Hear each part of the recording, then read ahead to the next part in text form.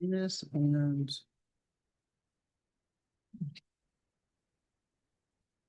All set? Is it, Karen, as soon as we start get out of the webinar, it's recording, correct? Yeah, no, normal, sometimes I look down bottom and just make sure. That you have the volume on, or whatever you call it, voice on, you know how we put it in mute. Yeah, no, yeah, the voice is on. Okay. Okay. Should be. Doing great. Sounds good. Great. Thank you, Steve. All right. Welcome everyone to the Hopkinen Select Board meeting, Monday, June 22nd. With us tonight, Alyssa McKeon, Vicky Bram, and myself, Steve Lux. Sabrina and Stephen will be unable to make it tonight. All right, first up, points of pride. Anything to note? Yeah, I apologize for reading off of my phone, but you may have seen in today's Hopkinen News email that the town is doing a shared harvest program again this year, which means that if you have excess garden vegetables, that they'll be gathered and redistributed to people in need. And there are specific dates that the drop off will happen. And I'm sure that this will be available elsewhere, but I'm just going to say it for the record and in case somebody didn't know this existed, that, oh, nice. Sorry. Got it. That's good. I'll just, period. The shared harvest program this year will be 4 dates in the summer where you can drop off vegetables between 3:30 and 5:30 at the food pantry. And the dates are July 15th, August 5th, August 19th, and September 2nd. So thank you for the people who put that on. The best place to store excess food is in someone else's belly. Excellent. I have nothing to add, Great. not this week. All right. Moving right along, consent agenda. I tend to look at it. You guys need binoculars to read this. Sorry about that. It's okay. I have one question for the appointments to office. Are these all reappointments? These are all the reappointments that you had done in a meeting. This is the signature page. Okay. So we went through the list and we'd heard from some Yeah. folks. Mhm. We've added some other folks. I don't know if you want to talk about, there are 2 more that have come in since then. I don't know if you want to talk about them now or later in my. Later, probably. Later. Okay. Okay. I'll entertain a motion. Can I ask what warrant for unlicensed dogs means? Means if you haven't licensed your dog now, civil forfeitures are being processed. Of your dog? They come arrest your dog. Until you register it? Okay. Yeah, no, they're fine. There are fines associated with it, and yeah, it just keeps getting worse. So if you haven't registered your dog yet, now is a really good time. Perfect, thank you. Okay, I'll move to accept the consent agenda for June 22nd, 2026. Seconded? Perfect. All those in favor? Aye. All right. Do we have meeting minutes for April 6th? They should be in your drive. Oh, they're there. They just got there. Sorry about that. No, okay. Do you mind if, You want to do them next time or you? Yeah, do you take a mind? minute? We Nope. can come back to them. that'd be great. Okay. They're 11 pages long. All right. You're good with moving that? I am. Okay. All right. Next up, public hearing, accepting a donation of a painting. All right. Hi. I have it in this blanket here. Do you want me to pull it out or just bring it up?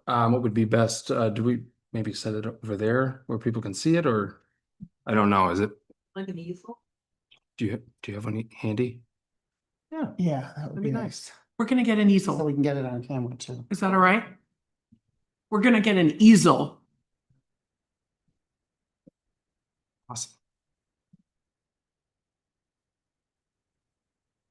And Karen, do you want to fill?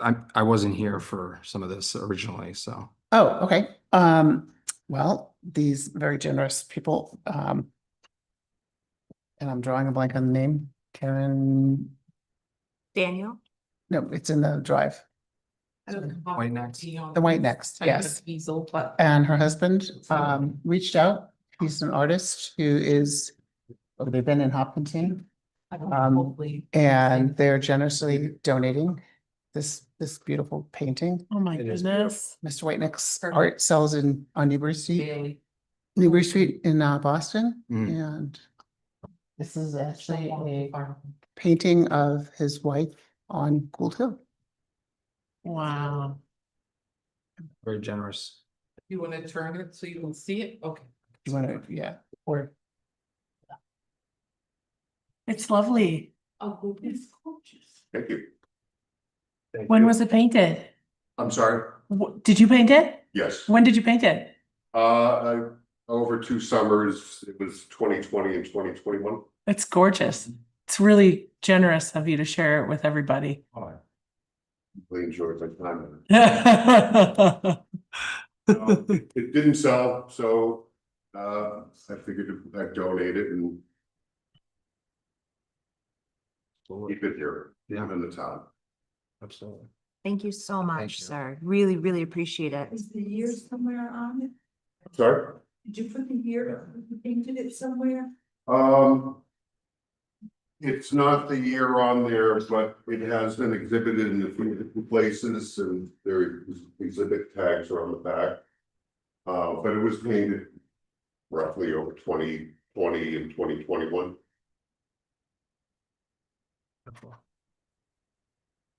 Anything else? Do you mind if we take a picture with you and Oh, the yeah. painting?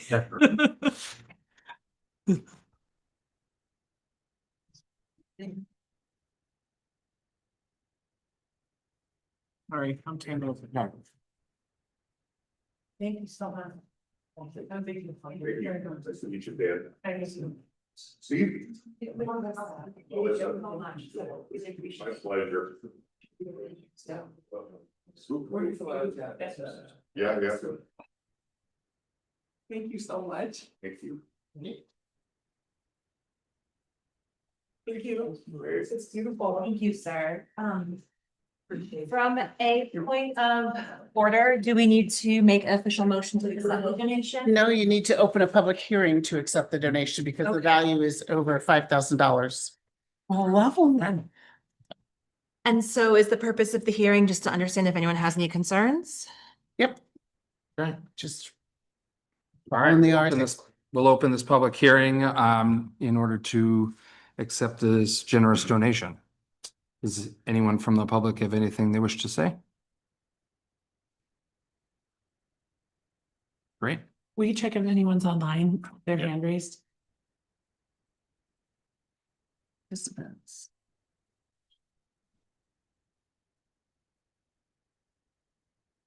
Nope. Okay.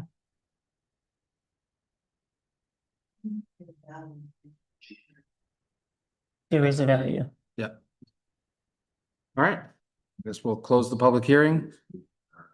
And I'll entertain a motion to accept the donation. I move that we accept the donation of the painting by Daniel Whitenack Per RSA 3195-E, for RSA 95-E. 3195, yeah. Such a hard one. Second. All right, all those in favor? Aye. Beautiful. That's you. wonderful. Thank you again, sir. Thank you. I Thank you. can't wait. Beautiful. We're gonna follow up and tell you where it gets hung. Thank you. I feel like all the really nice artwork ends up at the Slusser Center, but that's just my own hunch. Well, it's starting here, so Starting maybe here, we don't good. let it go. Look at that one right there in between the windows. The needs art. Beautiful. Sorry. All right. That's very Oh, sweet. Thank you thank so you. much. Thank you. All right, moving right along, public appointment, Jacques Belanger, if I got that correct.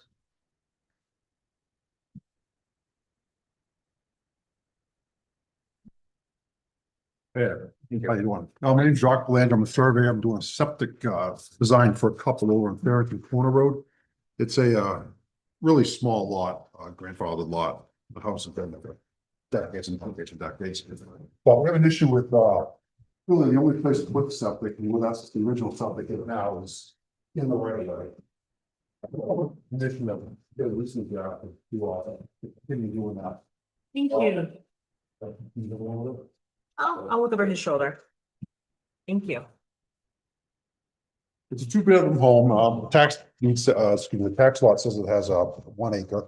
But when it comes down to it, there's really just nothing left for buildable land out there on that back.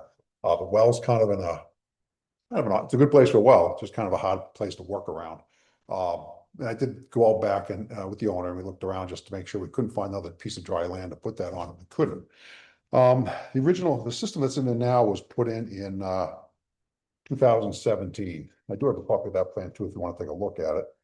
So, this is a hand drafted plan. Things were a little more lax back in 2017.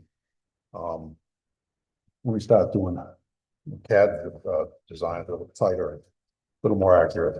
But it's the same thing. What we're planning on doing, this is the system that's out there now. It's an Elgin system. It's a different type of system. But it's been put in since 2017. I mean, it was somebody had rehab the home, and put that in, with the state level. But, Okay. the lines were drawn just kind of on there, just, well, here's the right of way line, just property lines, really not much or anything. Mhm. So, I just talked to Karen. Karen's been helping us out with this, and there's actually one just down the road that's quite typical for this, the next intersection of Farrington and Stickney Hill. Where same thing, the house is right against the corner. I think their entire septic and tank pump station are actually we're on 2 roads, we're on Rockway and Barrington Corner. So this is the other one here, I'll just provide this. It was done, I don't remember the year on that one. Oh, it's the other house. Yeah, that's the other house, just an example of what was done. At the time, the selectmen just issued a letter saying they didn't have an issue with it. Mhm. They didn't have a problem with it. I believe the DPW thinks something a little more formal needs to be drawn up as this. And it might be also the feedback I got from the state. And we haven't applied to the state already. We have 5 items come back. I think the 4th and 5th had to do with establishing some type of commission. Basically, it's just making everybody aware that this up, it's in the right of way, it's your maintenance, and you mess up the right of way, you gotta fix the right of way, type of thing. But that we, the DPW director Dan Blanchett, didn't have an issue with it. Go to the responsibility of the Okay. we're kind of stuck. I got no place else to put it. They haven't. Yeah. And I just want to double check with Karen, because in the correspondence that we have, it said that Karen had not yet had the chance to connect with Dan, but since then you have. And Dan's thumbs up. Dan is okay with the replacement.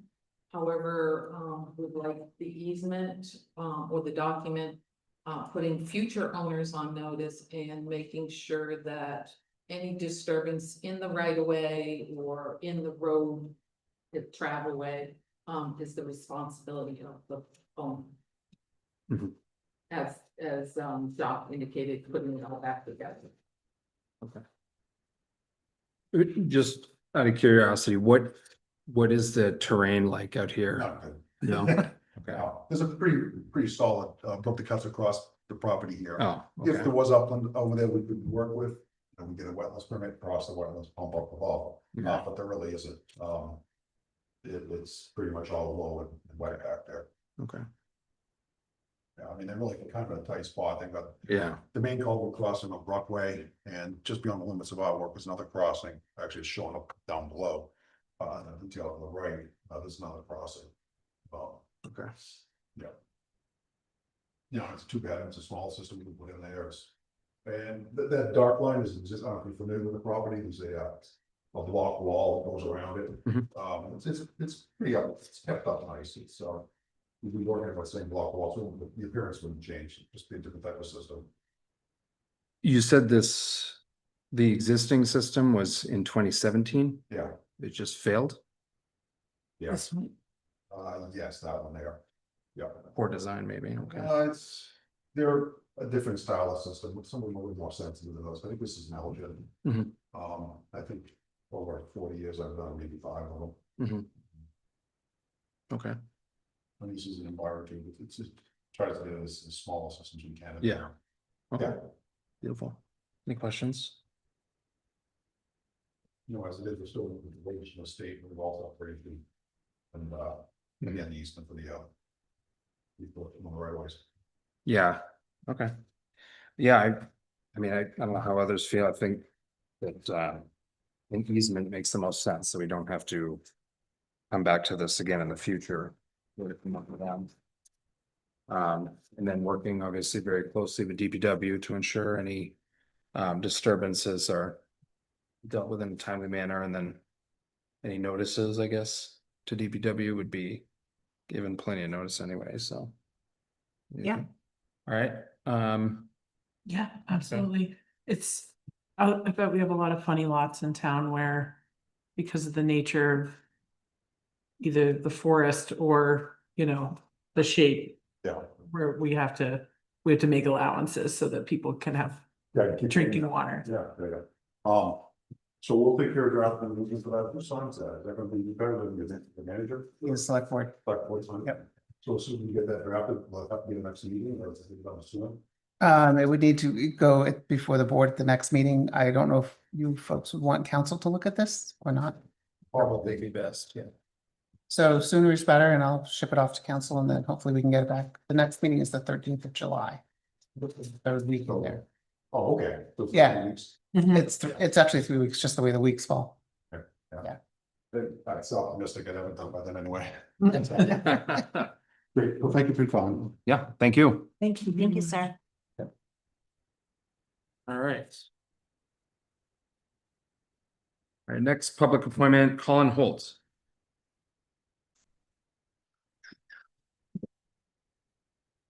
How's it going? Good, how are you? Oh, wonderful. I have a lot I'm building on, lot 18 Boundtree. And this is just in regards to, I know you guys had like clarified some stuff with Karen in regards to certified plot plans. And so we are trying to figure out basically if we're gonna follow the new policy or the old policy. If we're following the old policy, I have stamped from a professional engineer, the plot plan, take a look at it. Excuse the folds. But basically, and I got a quote from a survey, and it's gonna be like $4,000 to get this survey, just because they have to do a bunch of research on the town side. Okay. Which is just like a lot of money that is kind of unnecessary with how far I am from the probable bounds on this side. So there's a stake here, and then we the engineer GPS survey the entire thing. And so it's just, if this is acceptable, that would be great. Just because it's a lot of money to confirm something that, like, as far as the way, like, as a lay person and myself can see, we're like really far away from any potential bounds. Okay. So you said that was stamped by an engineer? Yes, yeah. I believe engineers are not authorized to stamp surveys. Well, so that was the current policy was that it could be done by a professional engineer, a licensed engineer, architect, or surveyor per the state of New Hampshire, and so marked on all plot plans. And then I know we had talked about like potentially changing the policy going forward. And in which case it may be required, and I just feel like in this instance, since I'm so far away, I'm not really sure that it's worth the $4,000, which I have a quote for right here. Okay, I don't think it's $4,000. Okay, well, I do have a quote here. But I think that might be a little bit more. I'm just going by what Right, well, the Karen has problem, educated me. yeah, the problem being is that, in this, he said. Basically, the first step is would be determining the various tracks fitting together, because it's basically 5 old tracks that got assembled into one. And basically there's just a little bit of research on one of them, basically information that isn't gonna need to be dug up. And then he estimated that that cost of the phase between 1,000 and 1,500. And then he said basically prepared a detailed plan of the entire property, the cost of that being another 1,000, and the day's time with mileage, an estimated cost of 1,500 additionally. So total cost between $3,500 and $4,000. And that was from Mellon Surveyor in Hillsborough. And I think it's just mainly because of the extra legwork with the additional research, and that's on the far side of the property that I'm like not even close to, so that's all. I appreciate the detail and all the Yeah. information. I am not personally an expert in this, so if it is possible, I'd love to have Aaron come up and just tell us a little bit more about our previous policy, current policy, and really I'm looking to make sure that we're staying within the lines of the law. Please come up. Yeah, that's a We don't good just for idea. here, like, please. Good idea. So, I have written some notes because I'm really not good at keeping my thoughts straight, and therefore you would be here longer than you need to be. First, I just want to say that I'm not here advocating for or against what Mr. Holt is proposing. I'm here to explain to you the administrative and to process and the implications that could occur. And then also to clarify the cost and the certified plot plan information. So with respect to, and I will get back to what Mr. Holt said about various tracks, but Mr. Holt also reached out to Jock Belanger, who was just here. Mr. Belanger said he didn't have the time to do the certified plot plan, but I did reach out to Mr. Belanger and Dan Higginson, one from Dumbarton, one from Hillsborough, because they submit most of our certified plot plans. And I contacted them last Thursday to better understand the current cost and the $4,000 that Mr. Holt was referring to. Based on those conversations, the estimated cost for a typical residential foundation or building location certification ranges from $750 to $1,500 for one surveyor and $850 to $1,200 for the other surveyor. Neither surveyor indicated that a typical certification of this nature would cost $4,000, and it's clear that Mr. Holt is actually having his property surveyed rather than the certified plot plan. So that may be the difference. It also should be noted that these are certifications, they're not boundary surveys that we're asking for. Depending on the circumstances, surveyors may locate the structure using GPS equipment, looking at existing monumentation such as stone walls, brooks, recorded plans if there are any, tax maps, to certify the location. The certification is whether the structure meets the setback for the district. As always, I want to let you know that my concern is with consistency and fairness when we administer these rules to the applicants and the residents. And that being said, that there has been a long-standing practice, whether right or wrong, I would say approximately 15 years, that it be done by a licensed land surveyor. I do recognize the policy, and I do recognize it does indicate architect and engineer. However, if you look at RSA 310-A, engineers are authorized to perform engineering services, that would be, roads and so on and so forth, where to establish, reestablish, and certify property boundaries are land surveyors. And you could also, if you feel more comfortable, speak with the Joint Licensing Board, and they too would indicate that in order to locate a structure from a boundary, it would have to be a licensed land surveyor. That being said, it doesn't mean that the town didn't make a mistake and indicate architect or engineer, but that is not legal for them to do that. So we were allowing something that was not legal.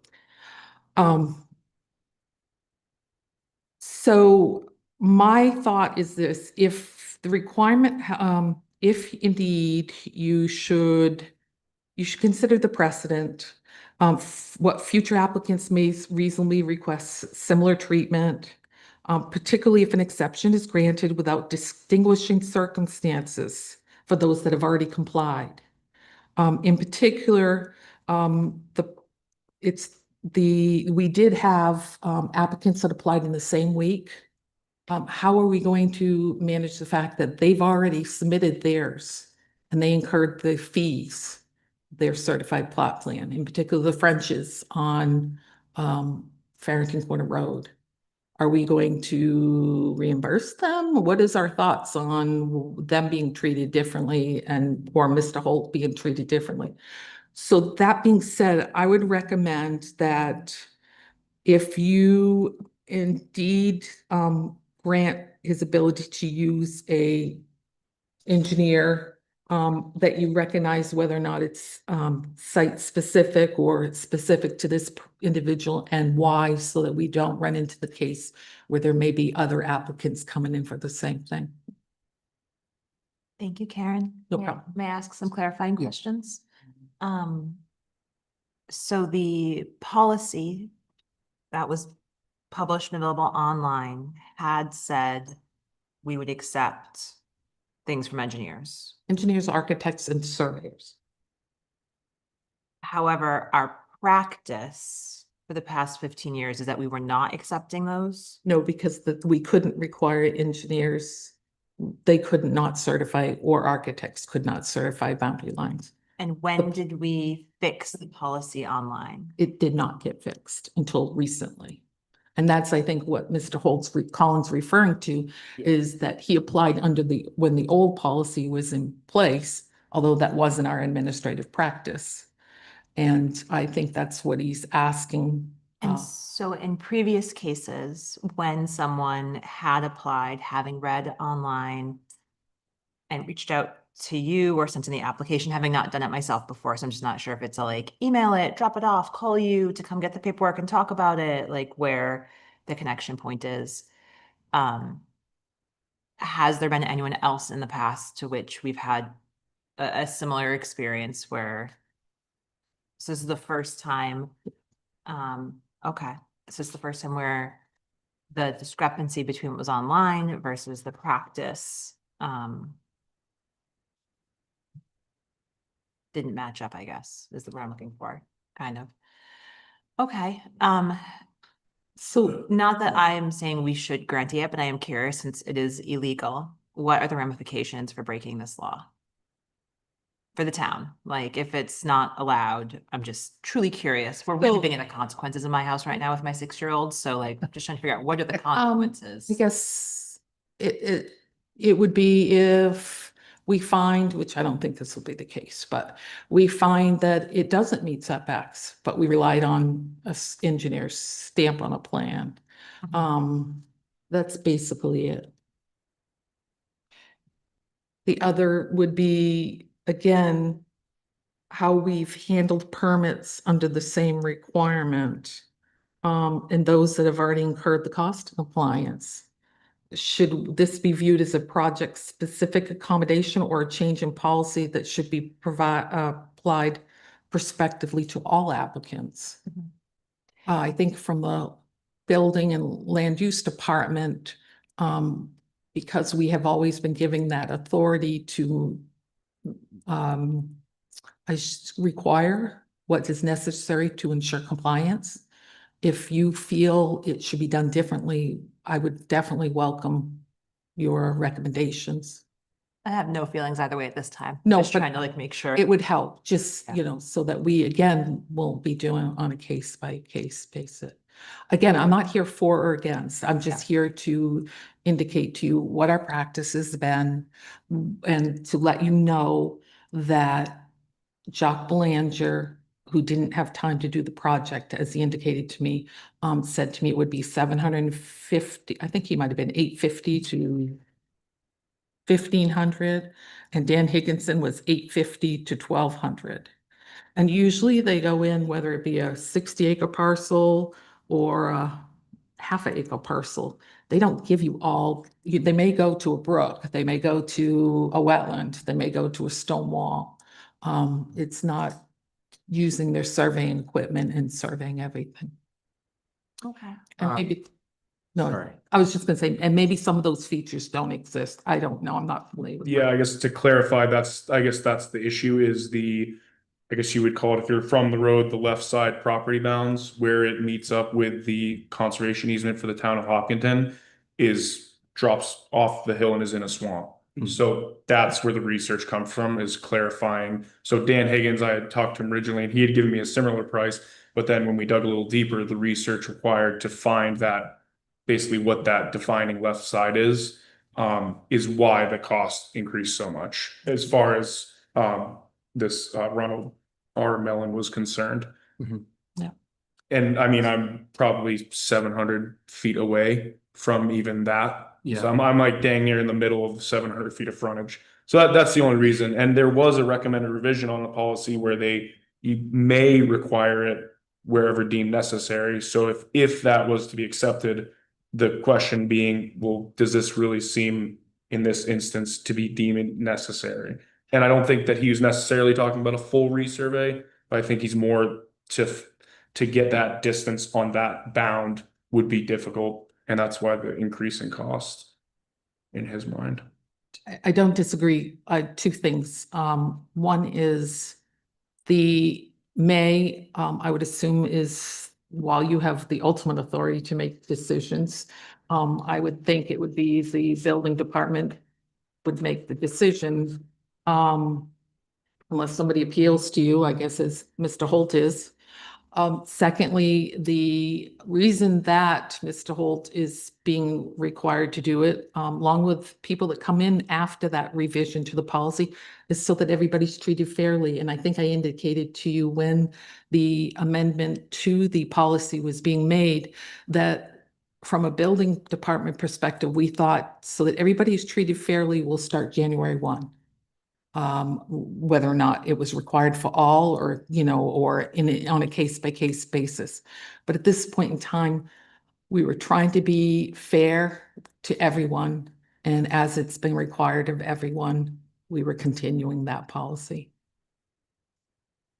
Correct me if I'm wrong, because I guess I'm misunderstanding the change we made, because the expectation I had was that these were going to be required when there was a question as to how far. Correct. Yeah. As Is of- there? As of January 1 is what I indicated at the meeting, so that we were consistent with all, that we have others that are on a 100-acre parcel and they might have one house, so there was consistency and fairness for all. I had indicated January 1, that would be on, whether or not it was needed. I'm just, the only thing I'm hung up on at this point right now is the date of this was prior to us changing the. Correct. Yes, I had policy. gotten that done prior. Yeah. I would recommend, if you don't mind, if you're going to lean towards waiving it, I guess, please indicate why so that future applicants that. Yeah. Okay. Secondly, I would not accept the plan by a engineer. I just wouldn't accept anything. Okay. Unless the engineer wants to put their license on the line, because if the joint licensing board finds out that they certified from a property line after speaking with them last week, the license could be in trouble. So you may be better off from our perspective, so that we aren't accused of recognizing, This might be more of a hypothetical, but why would the engineer certify it if they're not allowed to certify? Good question. Okay. I'll just sit with that one. I mean, the only thing I could say is that this is labeled as a footing as-built plan, which is probably. But it's measuring from a property line. Yeah, yeah. Well, I'm just saying, I guess I shouldn't guess, but I would be under the impression that the idea behind this one is for the builder to know where the footings go. But as far as your concern with the certified plot plan, I think there is probably a difference, but.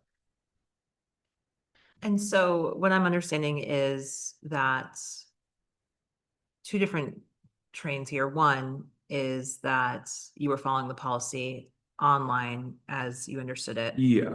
And then the second is that the cost for this would be far higher because the boundary line you need to go off of is difficult to nail Yeah. down.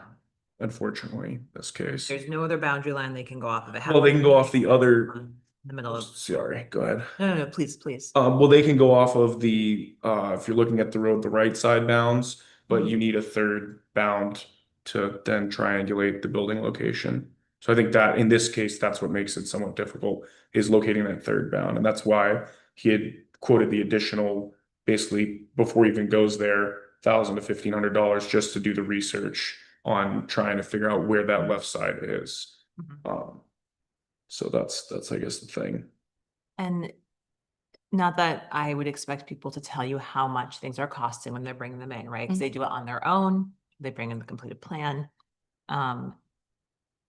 Have you heard from anyone else in recent memory who's had to incur that kind of No. cost when doing this? So this is also an unusual cost situation for this particular Oh, property? I don't know that I agree with that because I don't know if it is or isn't. Okay. So I wouldn't say that.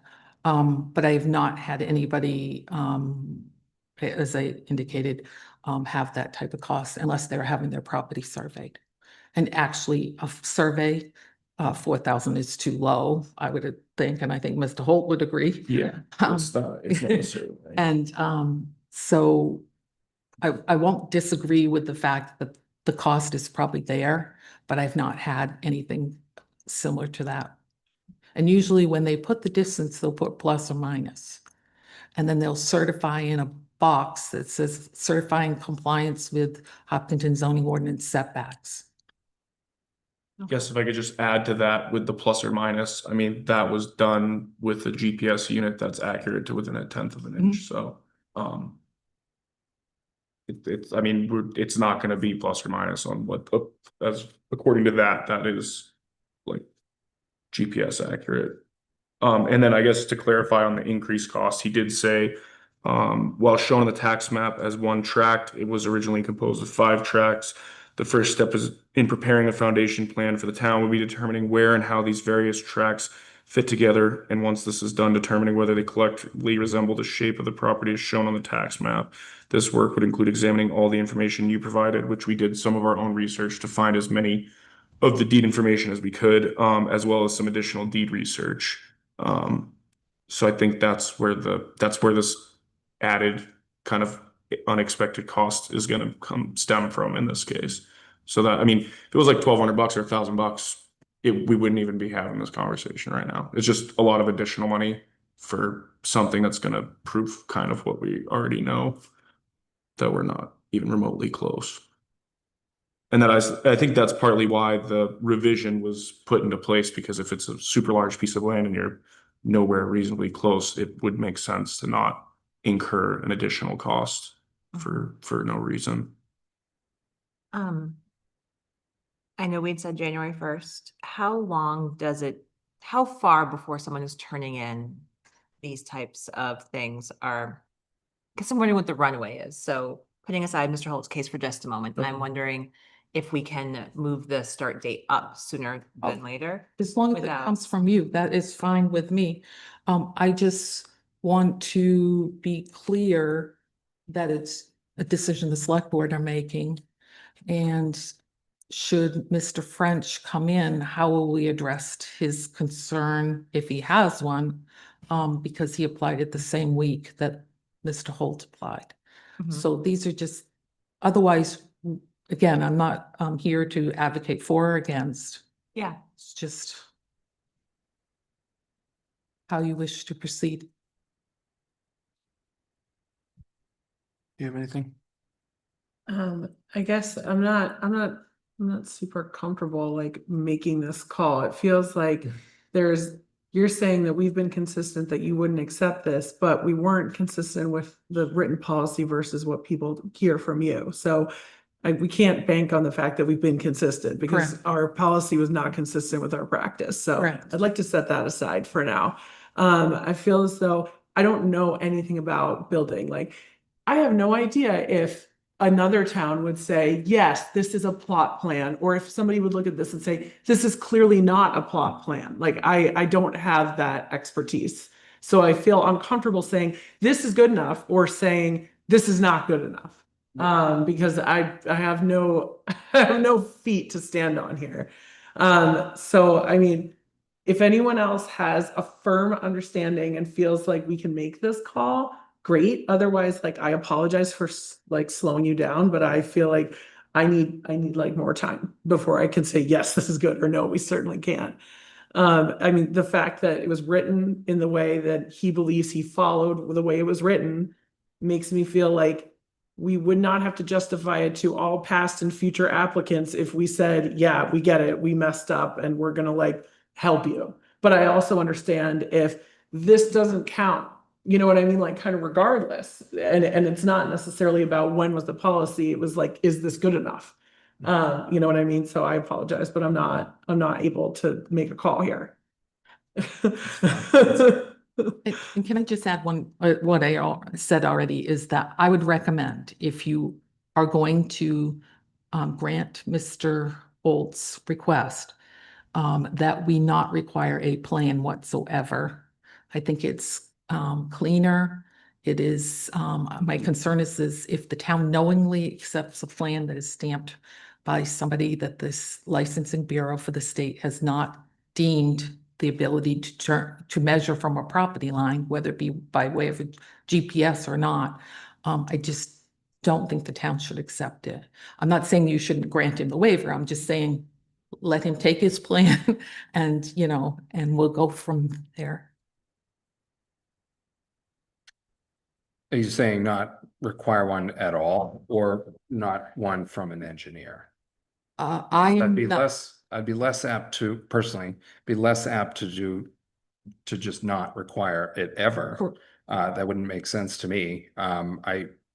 Ever like, oh, sorry to interrupt. Well, I'm just thinking, like you mentioned another lot, but I'm not looking to compare those lots, but that lot has a lot more wetlands, whereas this one Mhm. really doesn't. I mean, it's proximity to wetlands that the town owns, most of around it. But where this property is, I'm fairly familiar. It doesn't look like there's a question to me, but I'm not the decider here, obviously. I think you might actually be the decider. No, sorry, I meant, you know, the building gonna surprise inspection, you. building inspections and all those things. Yeah. Like that's, you know, So the building inspector, again, is not qualified to measure from property lines. no, but So that's why, and knowing that you couldn't require an architect and an engineer, we probably, I know it's not probably, we should have brought the change much sooner, many years sooner, instead of just following, you know, the change, going ahead with the change. I will note to you in case of the subject comes up again, which I anticipate it will, involving wetlands in the wetlands overlay ordinance. The residents gave us, as part of a zoning amendment, the ability to require a certified plot plan or a survey or a wetlands, I should say, certification before issuing building permits. Because it's also based on soil types and not just standing water. So that may come up on a different avenue, but I know that's not what we're here to discuss. I would suggest that you not require it at all, if you're not going, if you're leaning that way. In this singular case, not universally. right, because it really wasn't required prior anyway. Correct. So, At the time that we made the decision, this was. It was a theoretically already 15 done. foot, I think. Colin, is it say 15 feet? It's well within 10 feet of the Correct. applicable setback Correct. division, which I believe is 45 or 75 feet. So I guess in my mind, as a future citizen of the town, I mean, if there's a question about being remotely close to a setback, that's where I feel like it would be necessary to have a surveyor involved.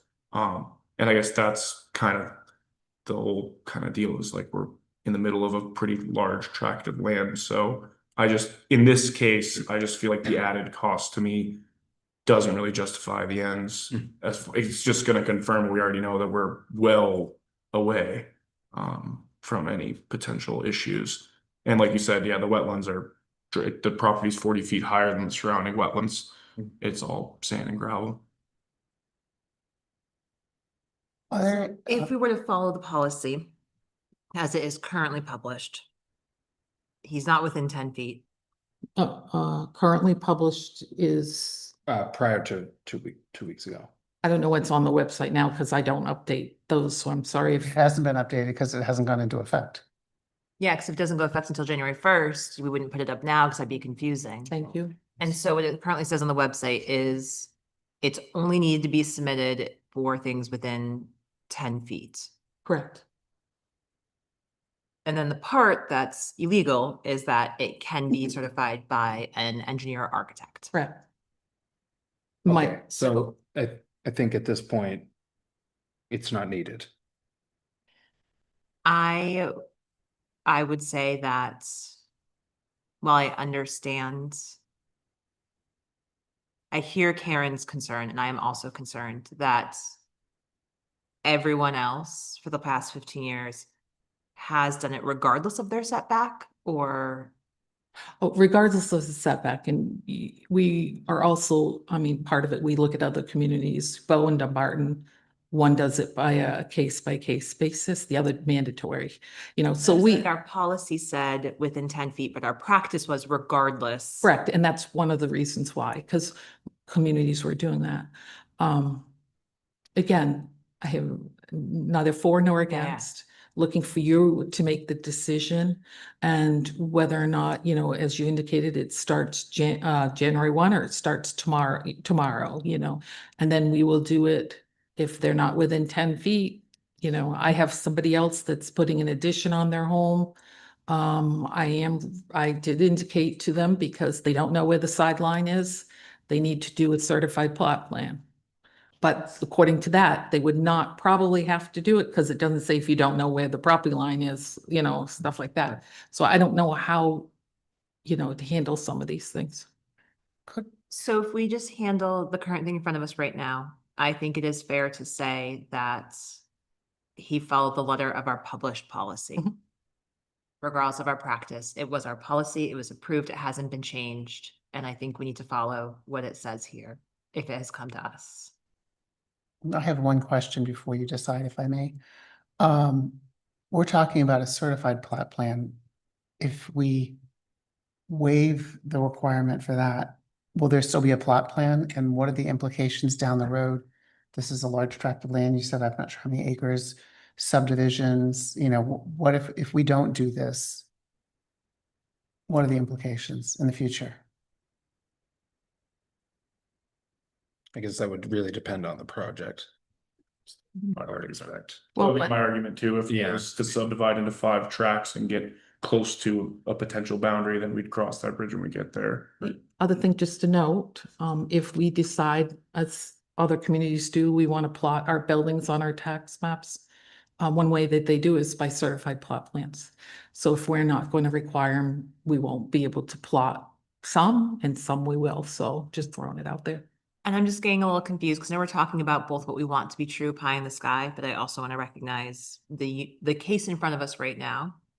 And so in respect to what is directly in front of us at this exact moment, not what we want to be the best practice or what we'd like to see true, I feel like we should go with what the current policy is. However, as I'm hearing you say all these things about what we do require and what is the best practice, and I'm looking at the recommended revision, and I guess I'm wondering, why don't we just update it to say all the things that you're saying that we actually do need? So instead of saying may require, does require, right? Like why not just have the policy say the things that we need? You're asking. Oh, Yeah, I'm sorry. really curious because you've been naming a couple of things where you're like, oh, I don't technically need to get, sorry, according to the new policy, I won't need to get this from them, but I am requiring it. I guess I would say from, the staff was trying to be flexible. After Mr. Holt's father had called and brought to our attention that this was indeed online. I had indicated that I would not be able to waive it. I had recommended that he speak with Karen Hamilton and then come before you as Mr. Holt has done. The May was to try to be a little more flexible. I'm just throwing out there these things that I probably should not be. That, you know, at some point when Karen asked about the subdivisions, well, it's not only subdivisions, it's tax map updates and things like that. So I just. But there will be a plan. We're not going to, I don't know the answer. I'm waiting for the select board to make that decision. But I don't understand, because you're saying don't accept the plan. If we were to decide to go with the current policy, you're saying don't accept the plan, which means we're throwing out any and all The documents. and there's no plan in the file, and there's no plan recorded at Merrimack County, and there's, I'm saying do not accept the stamped plan, that particular plan that's stamped by an engineer. Burn it, it's fine. But if you want a plan, I mean, again, I mean, personally, I think there should be a plan. I think a lot of things, and I don't want to go into it in detail because we could be here all day, but I'm just saying, there should be some plan and it should indicate who prepared the plan. But I would recommend, unless the surveyor is the one that stamps the plan, that they not stamp, that nobody else provide a stamped plan. Can you get us a plan like that? Yeah, Yes, that's basically that exact plan. But just without the stamp. Oh, yeah, no problem. And you'll get it for real, not just cut it out and then hand it back. right? Yeah, I can print it full No, size. I know. By 17. 11 by 17. Yeah. It's the collage project. Yeah, no, I won't cut it out or white it out. No, I can do that. Yeah. No problem. Okay. you know, I mean, the we should have- technology's good now too, so it's. We should have some sort of plan on file, right? AI edit it out. No, Hmm? I meant like the cheap. We should have some plan on file so that we know where the house is, where the septic is, all that's, we're not talking about. Well, Let me go with yeah, it's gonna be, there'll be something with the state for the septic design Right, anyway, that's true. right? Yeah. Which always gets, Only a construction plan that's recorded with the state. So hopefully if everything was put where it was supposed to, which during their inspection, they hopefully look for those things. There isn't a post. Wouldn't that require an as-built from if we were to move the leach field location? I believe that requires a redesign. For the state. For the state. But for the it's septic. before you relocate it. I would hope the approval would come before Well, relocation. right, I'm just saying. It's not a post approval. Yeah. Yeah. okay. Any other thoughts? I would like to revisit to make sure that we have a policy that supports you in doing what needs to be done to keep us above board, to keep us prepared for the future. I understand having flexibility built in, but I also just want to make sure it's crystal clear to folks when they go online and that you have all the tools you need to get everything we need for everything you guys were talking about. So I don't want to let that go. I want to make sure the policy gets you what we need for the town. Agree. I think So- one of the things when the select board changed it so that the building department would be signing the permits, it was discussed briefly and understood that if somebody was denied a permit, it wasn't going to the select board to have them change the decision, and so on and so forth. So I think such a policy maybe need to be looked at further. And we can do that. I do ask, are we in agreement, so I understand that we're following this 10-foot policy? Do you want to just let them submit the plan as we're having this gentleman do? Or starting tomorrow, Unfortunately, we're not a hive mind. I wish we were. So we still have to vote and I have no idea what these two are gonna say. Don't let all of my alright. questions Okay. lead you astray. I have no idea what Vicky and Steve are gonna say overall as to whether they'll agree or not agree. sure. Wild cards. I don't know. Really? So, I think after we vote, we can then Sure. clarify. I submit to vote. Yeah. Yeah. I think it should be. Now, Vicky did say she wanted more time and she wasn't feeling like an So expert. what am I being asked to vote on? To say, I don't want this piece of paper, but I'll take a similar one? No. I think what you'd be asked to vote on is what standard we are holding Mr. Holt to. Are we holding him to the practice that didn't follow the policy, which would incur the larger fee, would get the plan, potentially larger fee, and would get the certified plan? Or are we holding him to the policy online and the domino effect of that would be that we could add an addendum saying that in this case, we're also requiring that plan minus the certification from the engineer, yada, yada. Okay. So So ultimately, it's which plan are we holding him to, the practice or the published policy online? okay. Because they So diverge. when did we approve the new policy? May 26th, it was 2 weeks ago. Or, no, But 4 weeks but ago. we haven't published it. We've not published it because it doesn't take effect until January 1st. So I'm not comfortable holding someone to a policy that doesn't start until 2027. Even though it's been the practice for 15 years. Okay, I was just checking. I make implicit is explicit, that's all. I just feel like we need to publish it now. I think it seems awkward. It seems like we're gonna have this conversation again unless we move up that date. I would agree that secondary after this, I would have a different conversation or vote to publish the new policy, but then also like get this new one up immediately, right? That gives us that flexibility. But then also just revisit in general to make sure the policy is fully built out again in the way that supports the practices Sure. and the laws in the state of New Hampshire. Mhm. So 3 different things here. 1, Mr. Holt. 2, the policy, and then 3, making sure that the policy is then revised again to fully support our practices. Okay, great. Yeah, what I don't want to do is walk away with like a big open door that said anyone who built something in the last 30 years, come and ask for a refund. I think we have changed the policy. We should publish the new policy now. And I'm sorry you fell in the crosshairs. Problem. It just feels like the delay will cause, just more work for Karen, really. Let's activate the new policy. But I also want to be mindful that we don't want to put the select board in the job of overturning permitting decisions by our planning department. And But so I'm it's- mindful that this decision is based on policy and is based on this singular situation and is not a blanket approach where this is not retroactive to anyone else. This is not setting a standard for coming in front of us if you disagree with the planning department's decision. But of course, it's just making sure that our policies, and so I only see this being in front of us because there's a policy discrepancy, Okay, not because we are in the business of overturning decisions of the planning department. What is the appeals process? Normally, the appeals process, when the building department or planning department makes a decision, if it's a zoning decision, is to appeal to the zoning board of adjustment.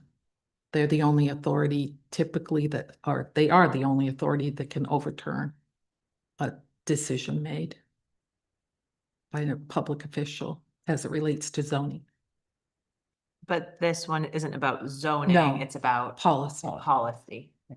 So being super clear on that for the record. Mhm. Yes, that's what I That was. we are not ruling on this based off of any kind of belief in the specificity of the decisions and more about a policy discrepancy in which someone got caught in the middle. I appreciate it. and I don't want to inadvertently cause trouble by saying we accept a plan by someone who wasn't allowed to make the plan. 100%, but we are going to require a plan is submitted Okay, that is a plan is submitted that either is uncertified or is certified by the correct professionals. However you proceed with that. Does it sound right, guys? Because I would like you to move forward. I'd like you to do the things that you're doing. I don't have major concerns because it is not in an area that is super small or concerning. So, but again, that is not the reason I am making this, because I am not in the business of knowing anything about planning like Karen does. So I would like to make a motion that we follow the policy as was posted online at the time of Mr. Holt's viewing of online, to which he followed, and that this is specific to this case and this case only, and is not a reflection on any other decisions made by the planning department. Yeah, I'm not sure, that was a very messy motion, but I'm trying to like basically say that this is specific to this person and this policy. And is not for other people who have already completed this process. Correct. Thank you for clarifying that. Okay. That's the most. You look so hesitant, like, I don't know what you're it's giving me, Vicky. She says it so quietly. It's not good. All right, all those in favor? Aye. Opposed, okay. Thank you very Quick, much. give me that thing, it's illegal. Go burn that. Thank you, guys. And then we don't need to vote to move up the publishing of the policy. Thank Karen, Colin. What's that? are we Yeah, okay you could- to publish the? I think we have to amend it, Yeah. right? Because now we wanted to have a different start date. Oh, yeah, okay. So I would like to vote that I move that we amend our requirement and conditions for certified plans, policy number 18, to be effective immediately. Okay. Do we leave the word may? Okay. Because we'd have to go through a different process and make it quick. No, I don't. That's what I I'm- just want to Yeah. make sure that I have that, that we still have that You ability. catch that? Effective 6/22/26. Okay, second. All those in favor? Aye. Okay. And then I'd like to put up a follow-up to see a revision of this policy that is more inclusive in any and all practices Okay. that you might tell someone on the phone is required. It does not replace the phone call. It does not replace speaking with the planning department, but it does help someone come in feeling a bit more prepared about the process they're getting into. Just so you know, when we issue a building permit for new residential commercial structure, primary structure, everything from each inspection is listed there, along with the certified plot plan requirement is listed, and when that certified plot plan is required. So they are initially put on notice, but we should definitely get the new one up as soon as possible. Thank you. Thank you. I appreciate your Thank you time. for all of your knowledge. Okay. So I don't know that we got the answer to your question about the appeals process, because in this case, it wasn't about zoning, and we know that there is like Yeah. a place to go if you have a zoning issue, but like, I just sound really naive saying this, but like, is the planning board, should that be the appeals process in more of this? No, okay, she's saying no, okay. If it's a zoning item, it goes to the zoning board of adjustment Oh, under statute. adjustment, got it, got it. Yes. If it's a planning issue, lot sizing, things like that. Or, excuse me, if it's a decision the planning board made, it would go right to court, okay? There was no Oh. appeals process. But you are dealing with, as Alyssa said, a policy. Got it. And Got it's it. not zoning or planning. So whatever, that's why I start out saying, I understand that you are the deciding factors Got it. and, The board put the policy in place. correct. Correct. So you'd be the appeals board. So you are safe, Vicky. Thank you for your time. Thank you Thank very you. much. Thanks for all your work on that No problem. and the one prior. Busy, Karen. You were Yep. busy. All right, town administrator updates. Okay, 24 Highland Ave. I had an update from the fire chief today that the property owner is looking into demolition quotes. That Okay. seems to be moving. Would you tell Chief Yell we appreciate that? Yeah, he's doing a great job staying with this. We had an ambulance meeting with Warner Webster. The fire chiefs were there, various members of the Warner has an ambulance committee. They were there, and it was a great meeting. We walked out really in a good place with a clear understanding of what is this document is composed of. So I think we've taken a lot of the questions out of the mix. There are a couple of small revisions. The old agreement dealt with actual numbers, but also uncollected numbers, which would be a wishy-washy, not quite apples to apples. We're removing that from the equation, and I think it's just much Cleaner. easier, cleaner, Yeah. That's Better a, grade that that's a stuff. long time coming. Thank Yeah. you. So excited about that. I think we were talking about this like your first couple weeks. I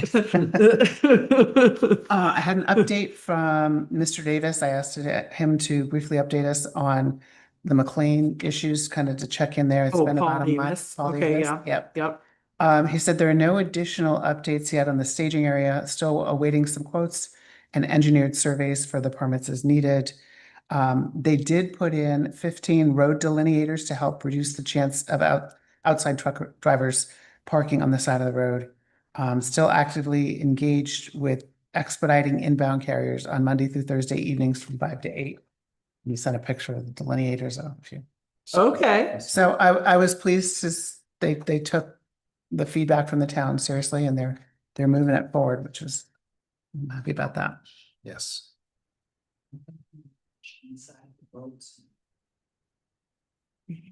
We have two folks who, since the board, you signed a whole bunch of appointments earlier that the board had looked at back, I don't know, a few meetings ago. Since then, we've had two people respond to my inquiry as to whether or not they were interested in continuing. One is for the zoning board of adjustment, the other one is for housing. So I did Great. forms for those. If you want to sign them or discuss them. I haven't even got through half this folder. I'm happy to sign these.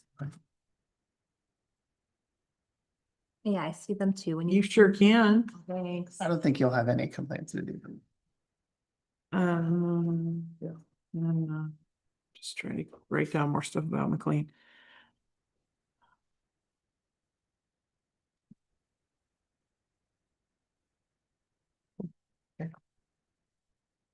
Will you maybe put a little reminder for us to reach back out again to Paul Davis, like keep. I have a little Keep asking. tickler. I didn't want to do it after 2 weeks, but I. No, I Your agree. name, I she's think a got month, I think a monthly check-in is Friendly little perfect. check-in. CJ's also checking in. Yep. Yep.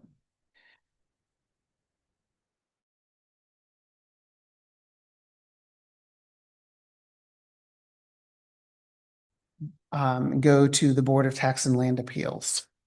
And those have been, the mediations have taken place and we've been sort of waiting and hounding our assessor for the documents back. Sorry, does that mean that we denied and they appealed? Yes. Okay. thank you. Yep. So and I only bring this up because I just want to make sure that we're comfortable with this. I have, Thank you. I got it. I got it. I have one here. The other ones have not yet come back. My concern is that I want to make sure the board is comfortable with this assessment.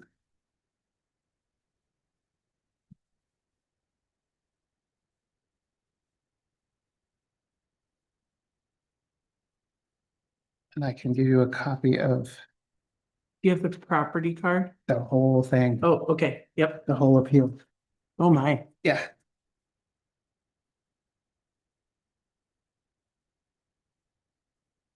Did you just hand over like an inch and a half thick? No, it's only like half an inch thick. Oh, okay. So Diego is. you have seen this before and you did agree to the settlement assessment. What I'm not clear on is the signature, whether the board should be signing it or the assessor.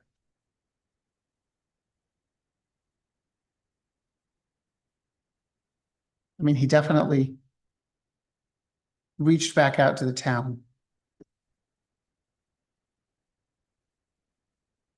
It says municipality signature and title. The assessor is a contractor, correct? And therefore they should not be the one signing above municipality, I assume, right? Unless we have. Except for we voted in a meeting in on March 2nd to agree to the settlement of that number.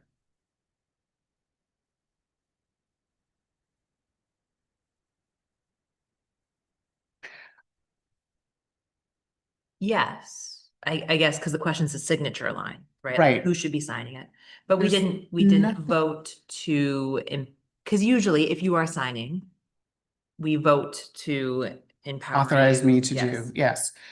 There's nothing in the contract with him that authorizes that, which he did follow what was outlined in the contract. He met with a person, came back with a number, brought it to the select board. I brought it to the select board. The select board said, yes, we'll accept that. But I just, Yeah, so what makes the most sense, is it to vote to empower him? authorize him to Okay. sign, Versus having everyone re-sign it, which feels. right. So, It just was a legality thing that kind of jumped out at me that I thought, wait a minute. Yeah. Is the contract, general, like, should we make an amendment to the contract, or is the contract specific to? I did these? email him and asked about the contract, because I think in reading the contract, there was no, it could be a little clearer. I was confused in some spaces. So the Board of Tax Lands and Appeals, they decided that this is the value? No, our assessor sat down with the property owner on behalf of the town and hammered out. So she appealed. Yeah. We said, he denied. The denial recommendation came to the board agreed, sent it back. She appealed to the Board of Tax and Land Appeal. The Board of Tax and Land Appeals responded and said, so that we have a backlog, could you please sit down and mediate Oh, first before actually scheduling with us? And this is a result of that mediation, Great. which I think is a great way to proceed with these things. Yeah, it sounds like the system worked the way it was supposed to. And just looking at the numbers here, feels like they kind of landed smack in between what they thought was appropriate and what we thought was, or what the assessor thought was appropriate.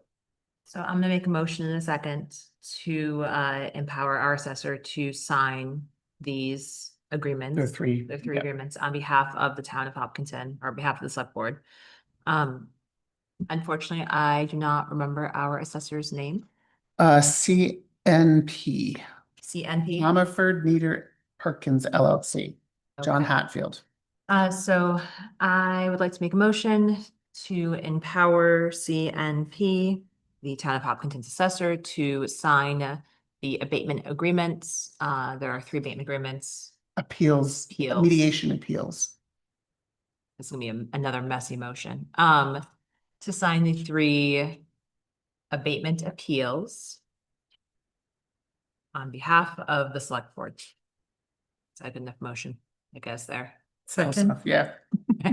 and this, so we're agreeing to We're agreeing to the that. change?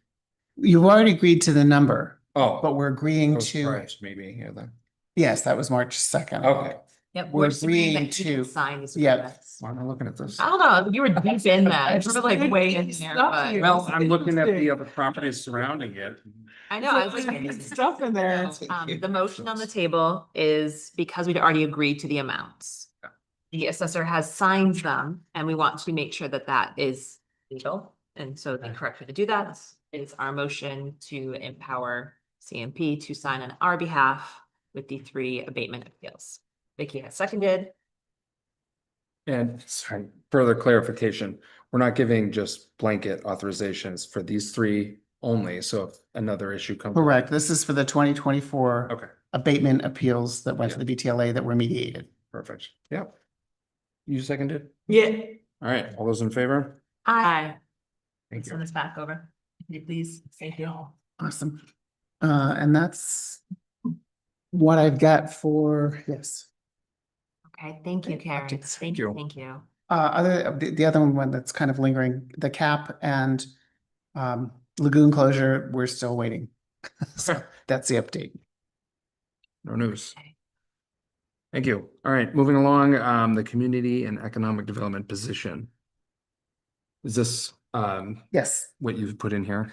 So after our last meeting, I had a conversation with Beverly, and based on the conversation in our meeting, best practices, needs of the town, goals of the select board, I asked Beverly to go back and listen to the meeting because what I was hearing was something a little different. And she went back and she listened and she went through the documents and she said, this is a job I've done. I used to be a support services coordinator.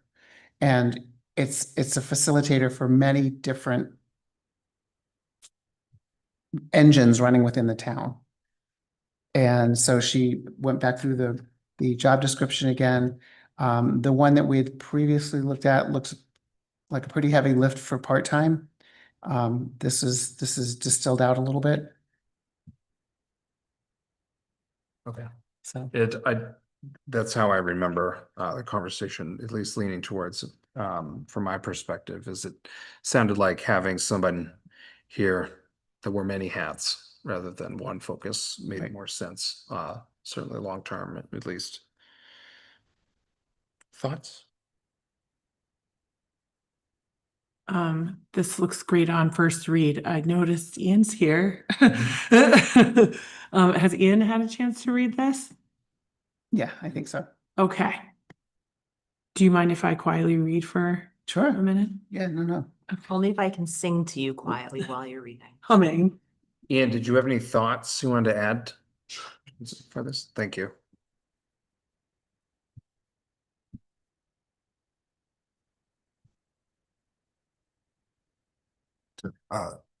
Ian Hart, Chair of the Community and Economic Development Committee for the Town of Hopkinton. I appreciate Karen giving me this job description so that I had a chance to review it and all the work that clearly went into it. I actually think it reads terrifically. If I have one suggestion, it's minor, and that is under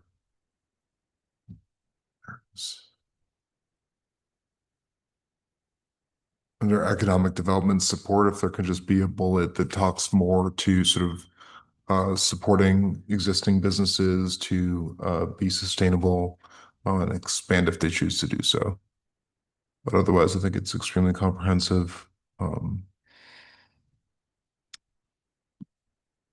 think the reason that was not included is in most towns, that's a Chamber of Commerce type activity. Which is why it wasn't included. Yeah, I'm not sure that we have a Chamber of Commerce that's. Oh, I'm not gonna a business plan to these two. Free lesson for Hopkinton specifically, if it's helpful, is before I moved here, there was a similar push and pull where they were trying to figure out how best to support the local businesses, right? Circa 2018, 2019. And members of at the time, EDC spun off and created the Kentucky Chamber, right? In support of that. Hopkinton, while it has a number of businesses, is still a bit too small to actually support a fully functioning chamber. The level of work that needs to go into it would require a paid position, and the number of businesses available to be a part of it are such that the dues don't add up to pay for even a part-time person to run the administrative side of a chamber. Also, there is the Kearsarge Chamber, which is a multi-town chamber of which many of the businesses are already members. And so for many folks, dual membership did not make sense. And so you have a dues and money issue on a chamber side.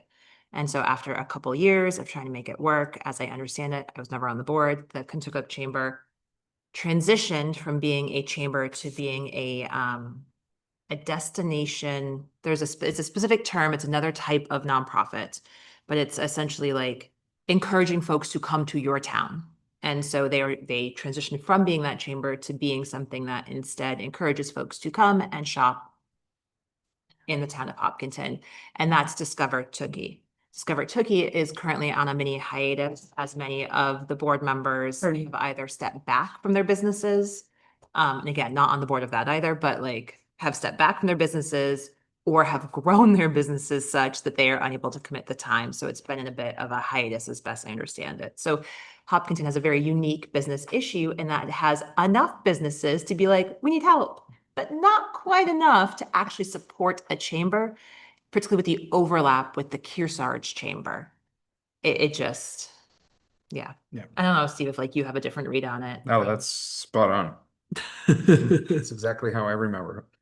So it's been a journey seeing like there was a chamber and then there wasn't, and then there was Discover Tookie, but then everyone like life happens and yeah. I'm not saying it should go in there or not, but I'm just explaining why we Right, don't right. have a chamber and why at one point a chamber did spin off from the EDC and then ultimately did not Did not survive. survive. Yeah. Mhm. But otherwise, everything else looked good? Yeah, I think it looks terrific. If I may, because I don't know, I know after the last meeting, there was a question about whether or not the TIF would be able to pay for a portion of the position, given that the position would sit as the chair of the TIF or has historically done so. I mean, we don't, we cannot yet speak to that. Okay. I think this is like, an exciting development, hopefully regardless of whether or not we're able to fund a portion of it out of the TIF. There are reasons to believe we can.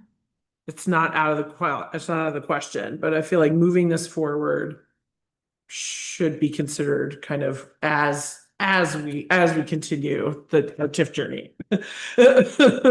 And I am excited to read something that I'm beginning to feel I could advocate for regardless of the funding source. Mhm. Because ultimately, if we're going to hire someone for the town, I want to feel that the things they are doing more or less pay for themselves in tax dollars, again, regardless of the TIF funding. I don't want to have to rely on an external funding source. That is a bonus if it works out, but I want a job and services and results from those services that I feel strongly about regardless of the funding source. And I feel like this is the first one where I can stand there and be like, this would actually, when I think about the volume of volunteers in the town and the number of folks who bring amazing ideas, but like all of us just lack that extra time to then sit down and get deep into those details to move those ideas forward that can ultimately serve the town, this would be a huge lift. Absolutely. Right. I'm assuming we are not approving this tonight at this point because we would want to have a further conversation about that funding. I understand that we had budgeted for an end of, like a Q2 hire, Mhm. correct? Yeah. And so technically, the way the funding would work out is I do believe that even if this wasn't TIF funded, we might be able to swing it for the To remainder of swing the it year. and part of the. However, I am always uncomfortable messing with people's livelihoods, and so I would not want to post and then hire unless we had a solid plan to go and make this argument next year at town meeting. Because the idea that someone will come and work here and do this as a job and invest in Hopkinton with their time and their professional energy, and us not to have a plan to keep them on for another year feels inhumane. Absolutely. Yep.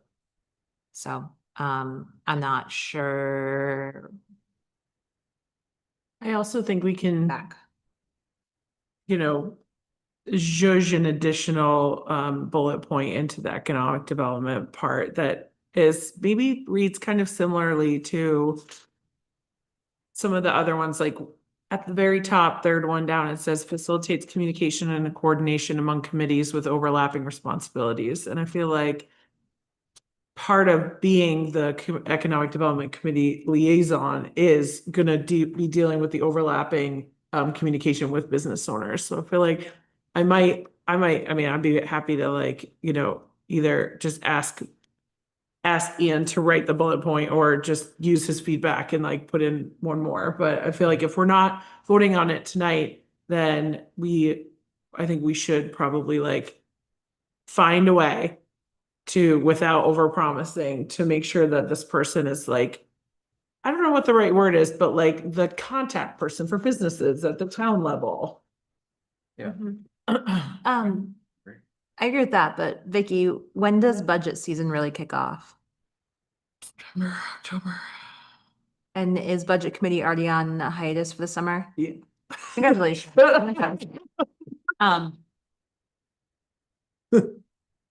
I have a very distinct memory of the passion you brought to last budgeting season of making sure that every line item you had to stand up there and explain, you felt super grounded in. I agree. That's why I don't care whether or not the TIF funds it or not. Like, is this worth having or not? Is like, I'd be willing to stand up and say it's worth having. Okay, cool. That's what I was looking for, is I want to be like, make sure that the person we're putting up on the budget altar, so to speak, Right. is equally as like excited and passionate, and think about what is the measurement of success, so that when we are talking about this role and we're saying, yes, these are all the tasks that they're doing, and this is on you guys, this is on us. So I'm looking at you, but that's just to include you in the conversation. But when we post this job, I want to be able to say, this is what success looks like, and this is what we're going to be getting back from it. And I'm looking at, like, it's June, almost July.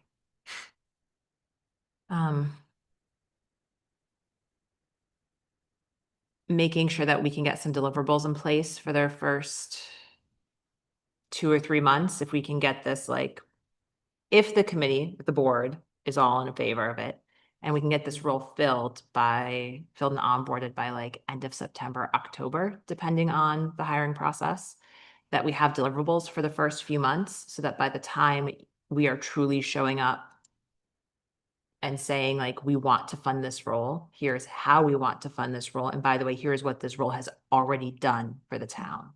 Yeah. Here's like the things we are already seeing that make it worth it.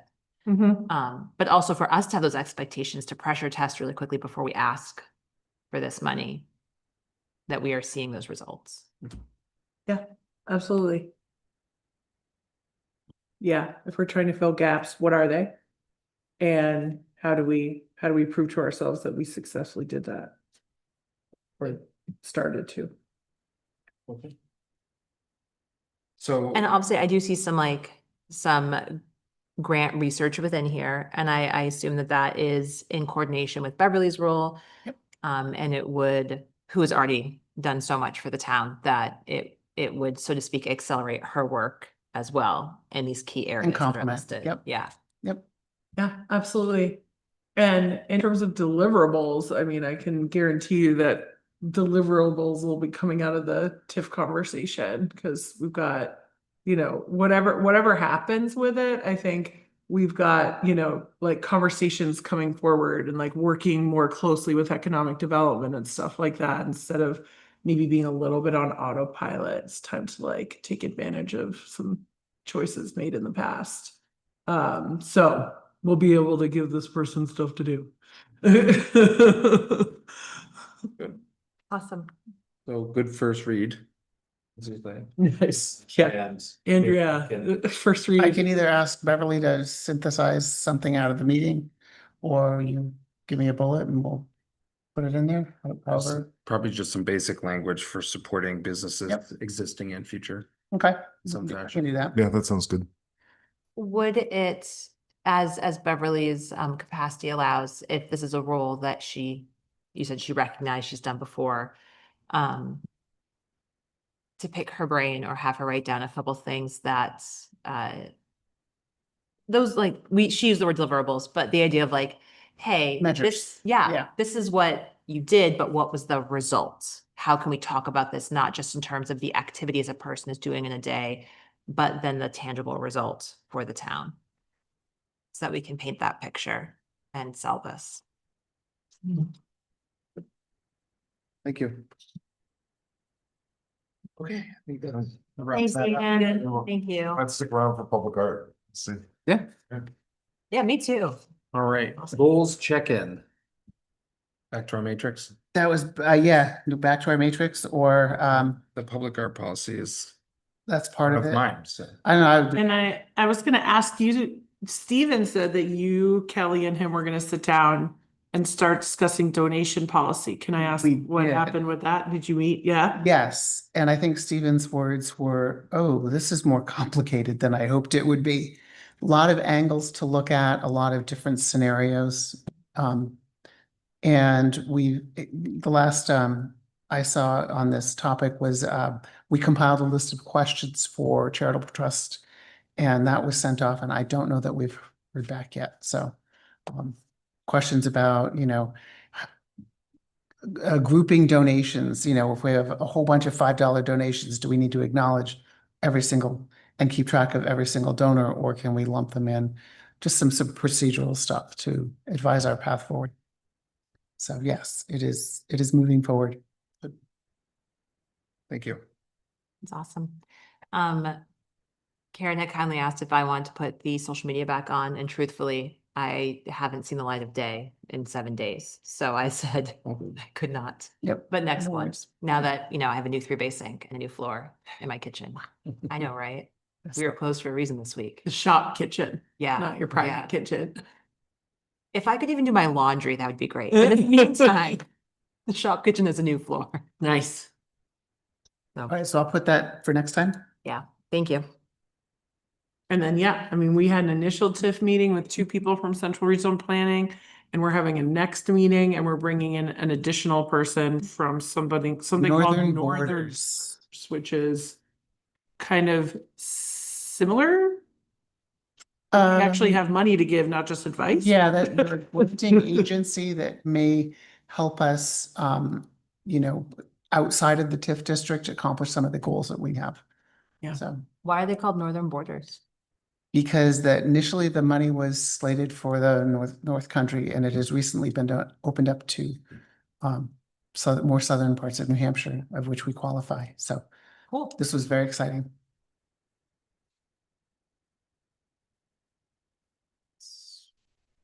Do you want to talk about public art? Is Okay. that part of the goals Yeah. discussion, or? Well, yeah, I mean, it's both. It's both, you're right. is. Goals check-in was something that I we love. just said, we're gonna put it on and we're just gonna check in and, yep. I think we Any should updates? continue to do that. I love Okay. it. All right, moving along. So public art policy was one of my goals. And so I took a stab at kind of creating a policy, although it is really more like an ordinance. And I think that's in my research, wasn't robust research, but the research I did perform focused on some of the towns that have adopted zoning regulation around public art. Okay. And a lot of that stemmed from a case that occurred in Conway.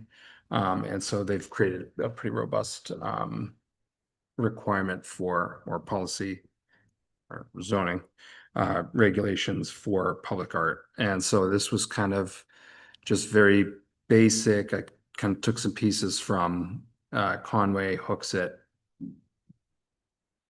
There's a couple other towns, and tried to, I guess, kind of put it all in where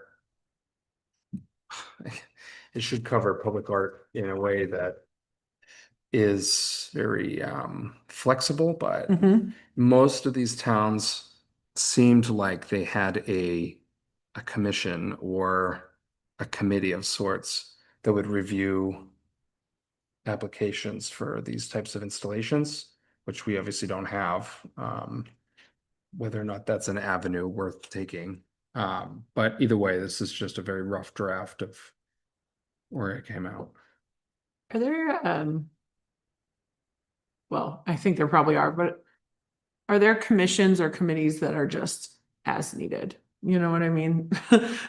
Where they don't have to sit down and meet if there's nothing to talk about. Sort of like the zoning board. Yeah, the zoning board only gets together if they have something to actually talk about. So if there's a public art commission, it wouldn't be Yeah. in theory as heavy a lift as joining a different committee that meets regardless of the agenda.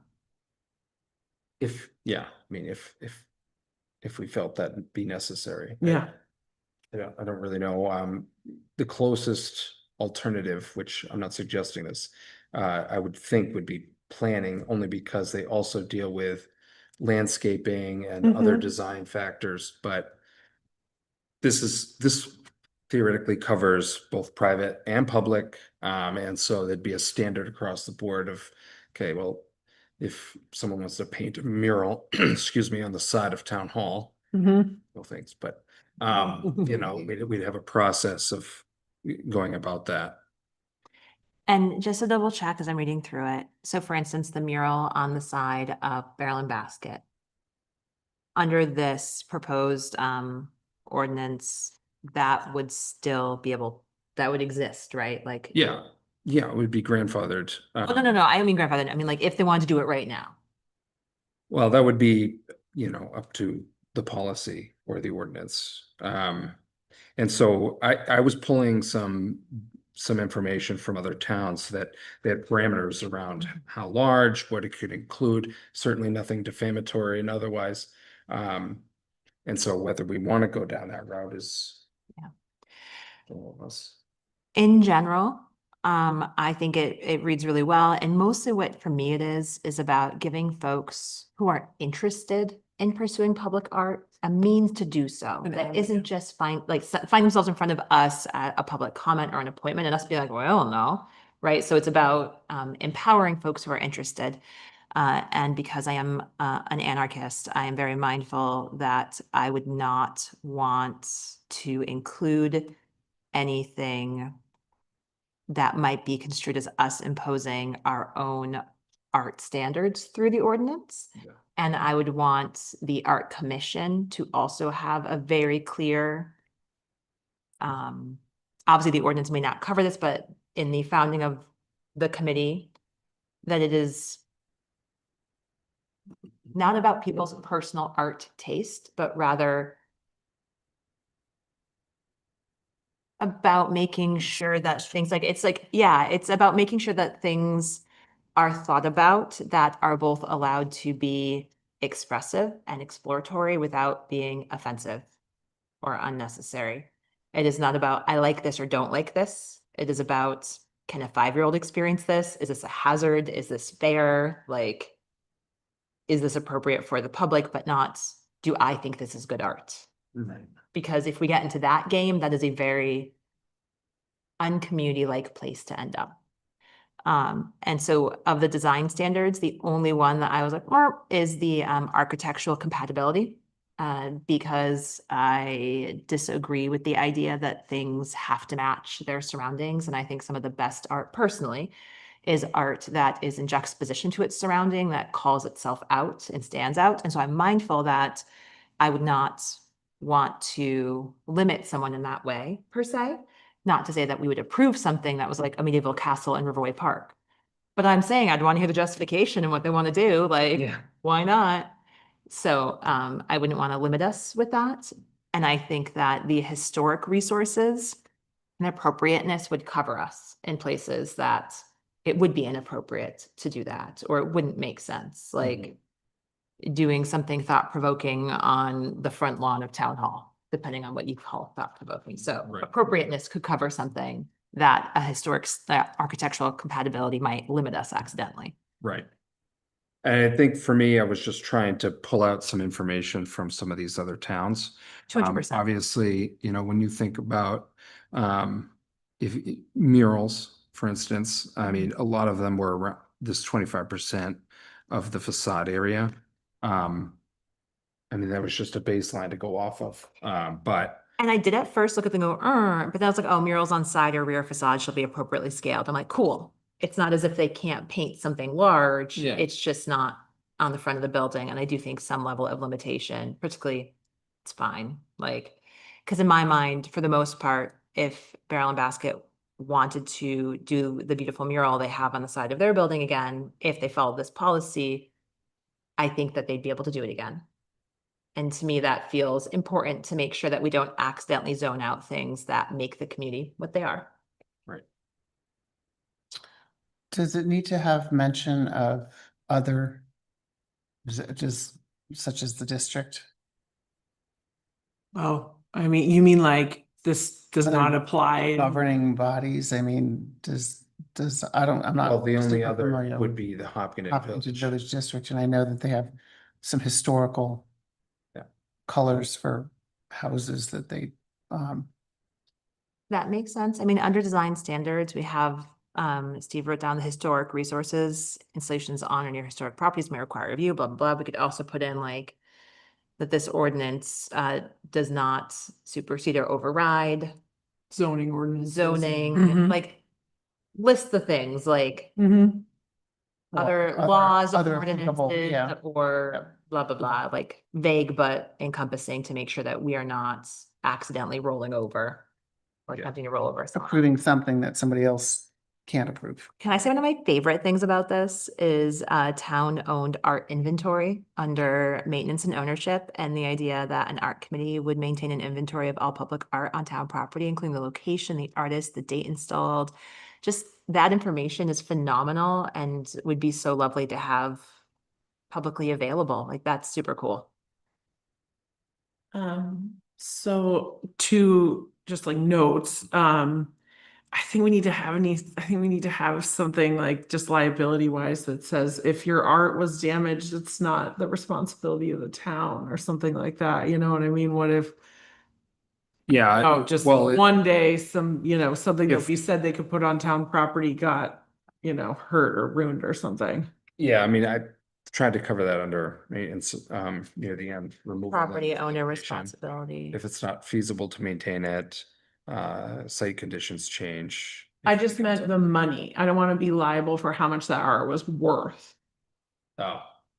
Well, I think if it. Like if we Yeah. let someone put it on town property and then it gets wrecked and it was worth a lot of money, Mhm. It's art put out in the winter. There's a really big snowstorm. They're plowing and it's a really big Exactly. pile and it goes farther than they think it's going to. I feel bad saying it, but yeah, I think we need to indemnify ourselves. Really like out there scenario, because, Yeah. but I see what you're saying to make sure that under all cases, there's, We don't accidentally end up having to pay for, ruined art. And this might be too much, but also under removal or relocation, should we also potentially say the town may remove or reload artwork if the points in the points in this policy are not being followed? You know what I mean?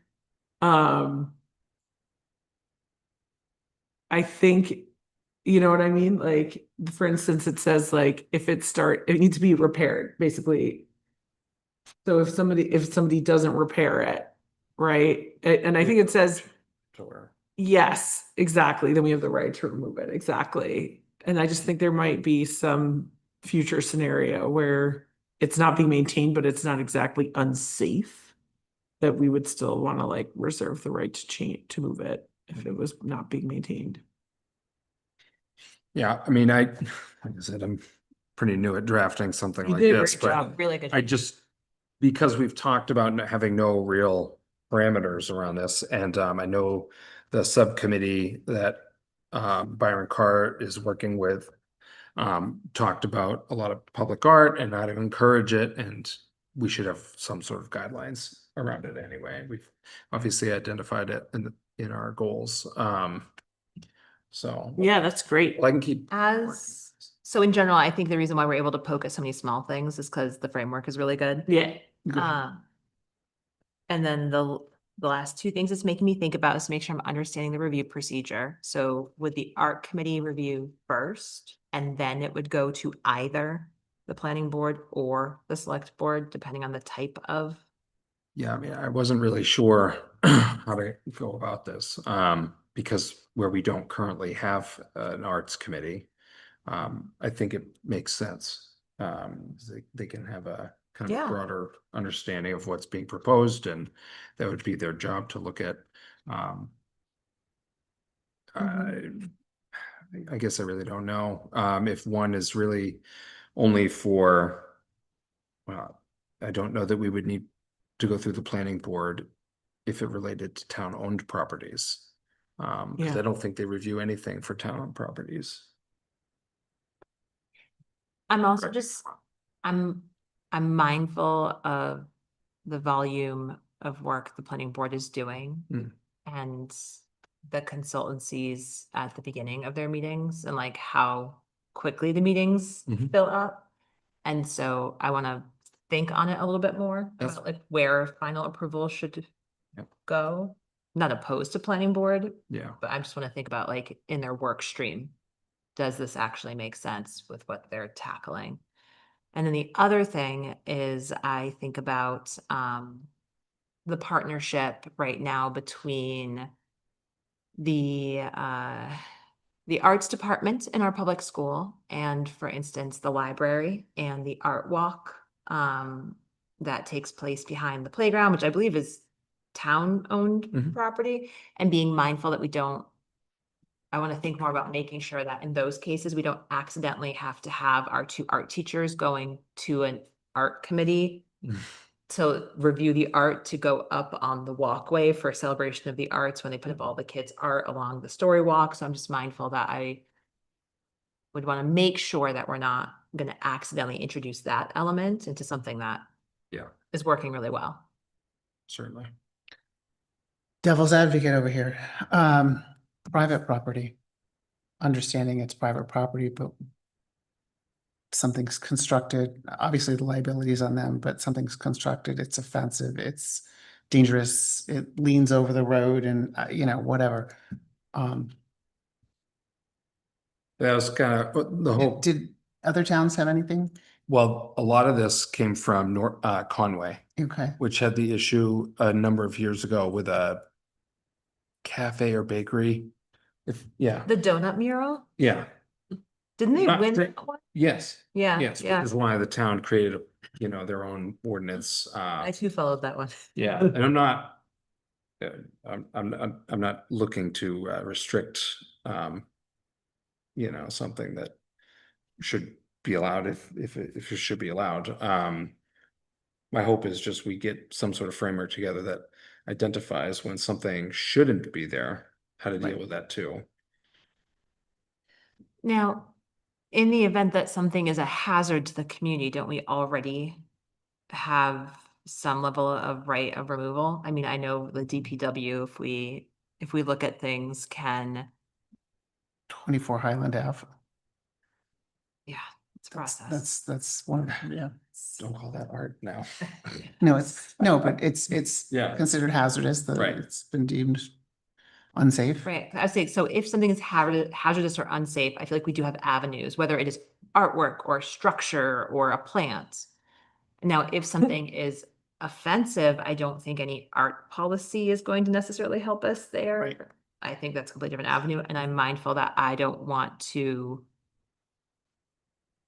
I personally, I do not speak for everyone else, want to use a public art ordinance to determine or give anyone any kind of cudgel or lever over anyone's personal property and their own aesthetic and their own art. And if they want to have 1 bazillion wind chimes on their property and call it their art, then that is their right. It's their property. Yeah. So, I'm with you. I feel the Just asking same. the I question. don't. yeah, no, it's a good, I think but I don't want to touch private property. that's fine. Makes sense. I'm also team get rid of all of the ordinances that tell people what color their house has to be. So I'm not the right person to ask. Oh, Ian Hartown friend. Yeah.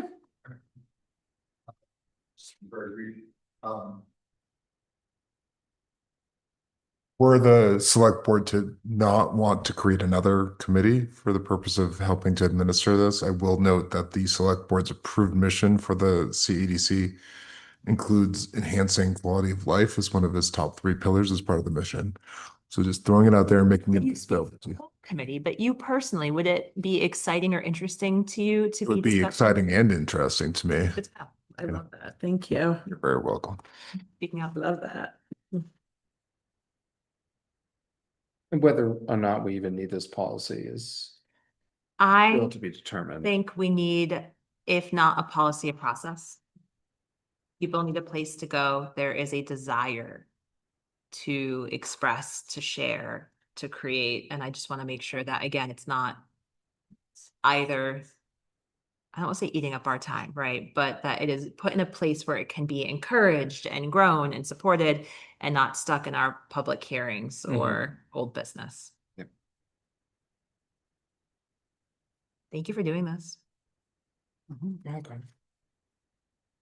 All right. Anything else on this? Tangentially, regarding the horseshoes, Byron sent me 4, I think, very short and sweet questions that he thought would be appropriate for the pulse survey. I forwarded those to Beverly this morning. Okay, she's off this week, but she'll be back. Perfect. Okay, It'll great. be all- But, he said, like, keep it short and sweet. Just sent a really, really really cropped questions that I think he's trying to get to the meat of the issue. But I thought that that was helpful for him because then Awesome. now she can run with it, you know? So when she comes back. Yes, so speaking of pulse surveys, just to follow your tangent a little further, we put out 20 surveys to the heads of the committees and boards and things like that. We have 7 responses, so I suggested we maybe send a reminder so that if folks haven't responded, we get a little more information, because Thank you. 30% is a good return, but I feel like this is a really important question for those Yeah. groups. Mhm. So, Thank you. Duffy, you trying to get her attention? No? Okay. Okay. Anything else on public art? Great. All right, so what's you our say next you're gonna go move home? with this? I'm probably gonna Tweak it? tweak it a little bit, Yeah. re-watch this so I can get my notes back together and there. Yeah. Perfect, great. He was there for so long, all I could think of was horseshoes. Yes, this is definitely related. But I came in the tail end of the horseshoes, so I don't know the beginning of the horseshoes is Bill. I don't even know what he wants to do with the horseshoes. We can catch you up later. How much time you got? All right, moving along, the 250th anniversary memento. Okay, so we talked last time about, do we want to do something extra as a town to celebrate the, I can't remember how to say it, but like semi-sequicentennial or something along those lines. The 250th anniversary. Thank you, of the signing of the Declaration of Independence. And I thought of an idea that we absolutely do not have to do, but I thought in terms of like how much it costs per taxpayer, that's probably the cheapest option. Which is to just have like little like wooden quarters basically made that we could give out to the townspeople, that has like the town seal on one side and then, you know, just like 1776 to 2026 with maybe, you know, a bald eagle on it, says America 250 years or something like that, just as like something where we are appropriately, respectfully celebrating, but also not necessarily with a bunch of maybe single-use plastics, something that could last. And then also for people who may remember, there used to be a mini golf course here in Hopkinton a very long time ago called Frog Hollow, and they use these little wooden tokens, and so it just is reminiscent of those for anyone who recalls them. And I just thought, because it's like will be something that lasts, that, you know, it's something that maybe our children find in a drawer someday or something like that. And I actually looked up, literally had a little conversation with AI, like, why do we like tiny things? And so tiny things give us a little like oxytocin dose, and mementos and nostalgia gives us like a little oxytocin dose. So it's like double neurotransmitter happy. But that being said, you know, I'm basically proposing that we spend like $900 of taxpayer money to make everybody a little thing that says America 250 years. I know that the Recreation Committee has been working really hard on 4th of July, and that the Legion has stuff going on. So I'm absolutely not trying to take away from that. It's just, we had talked about if there's something above and beyond, do we want to do that? Where was there a golf course, a mini golf course? Where was that? I think it was in Davis. Oh, Davis. Yeah, it was Thank to the you. flea market. Next to the flea. Yeah. market. Thank you. It was in Davisville.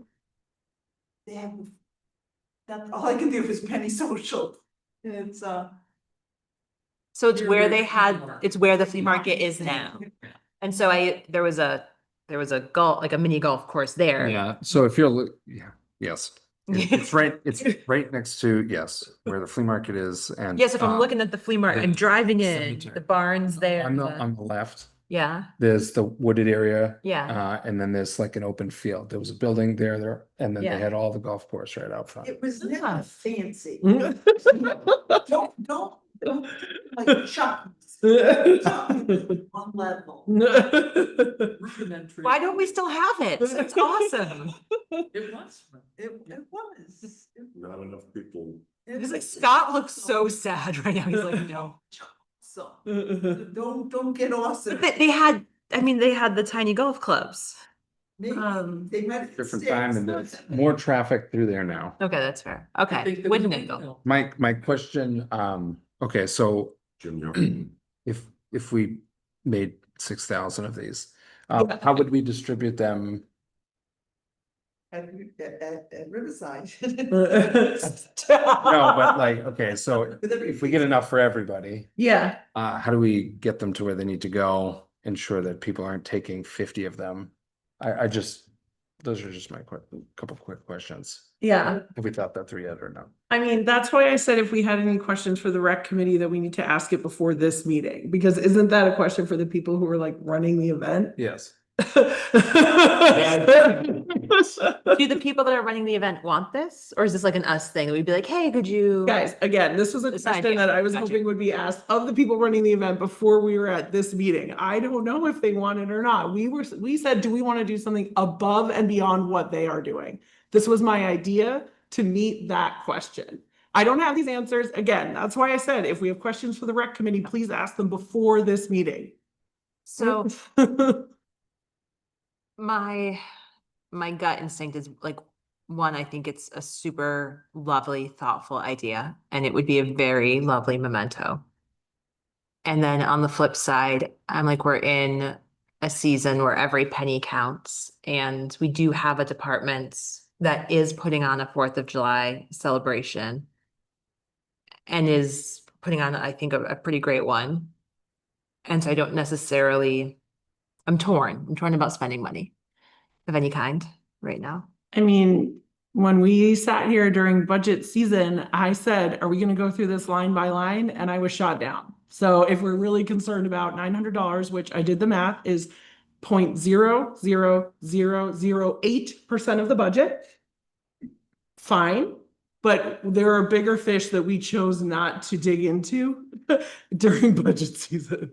I guess my feeling is I don't think because of a choice we made 6 months ago that we don't continue to make the choice every time we show up, right? And every time. No, I agree, but we made ourselves a $10,000 select board fund. So this feels like it would be an appropriate use of allocated money. I think it was reduced. We had 10,000. We Okay. dropped it down to 8, and there's, what did I tell you, 6,900 still in there?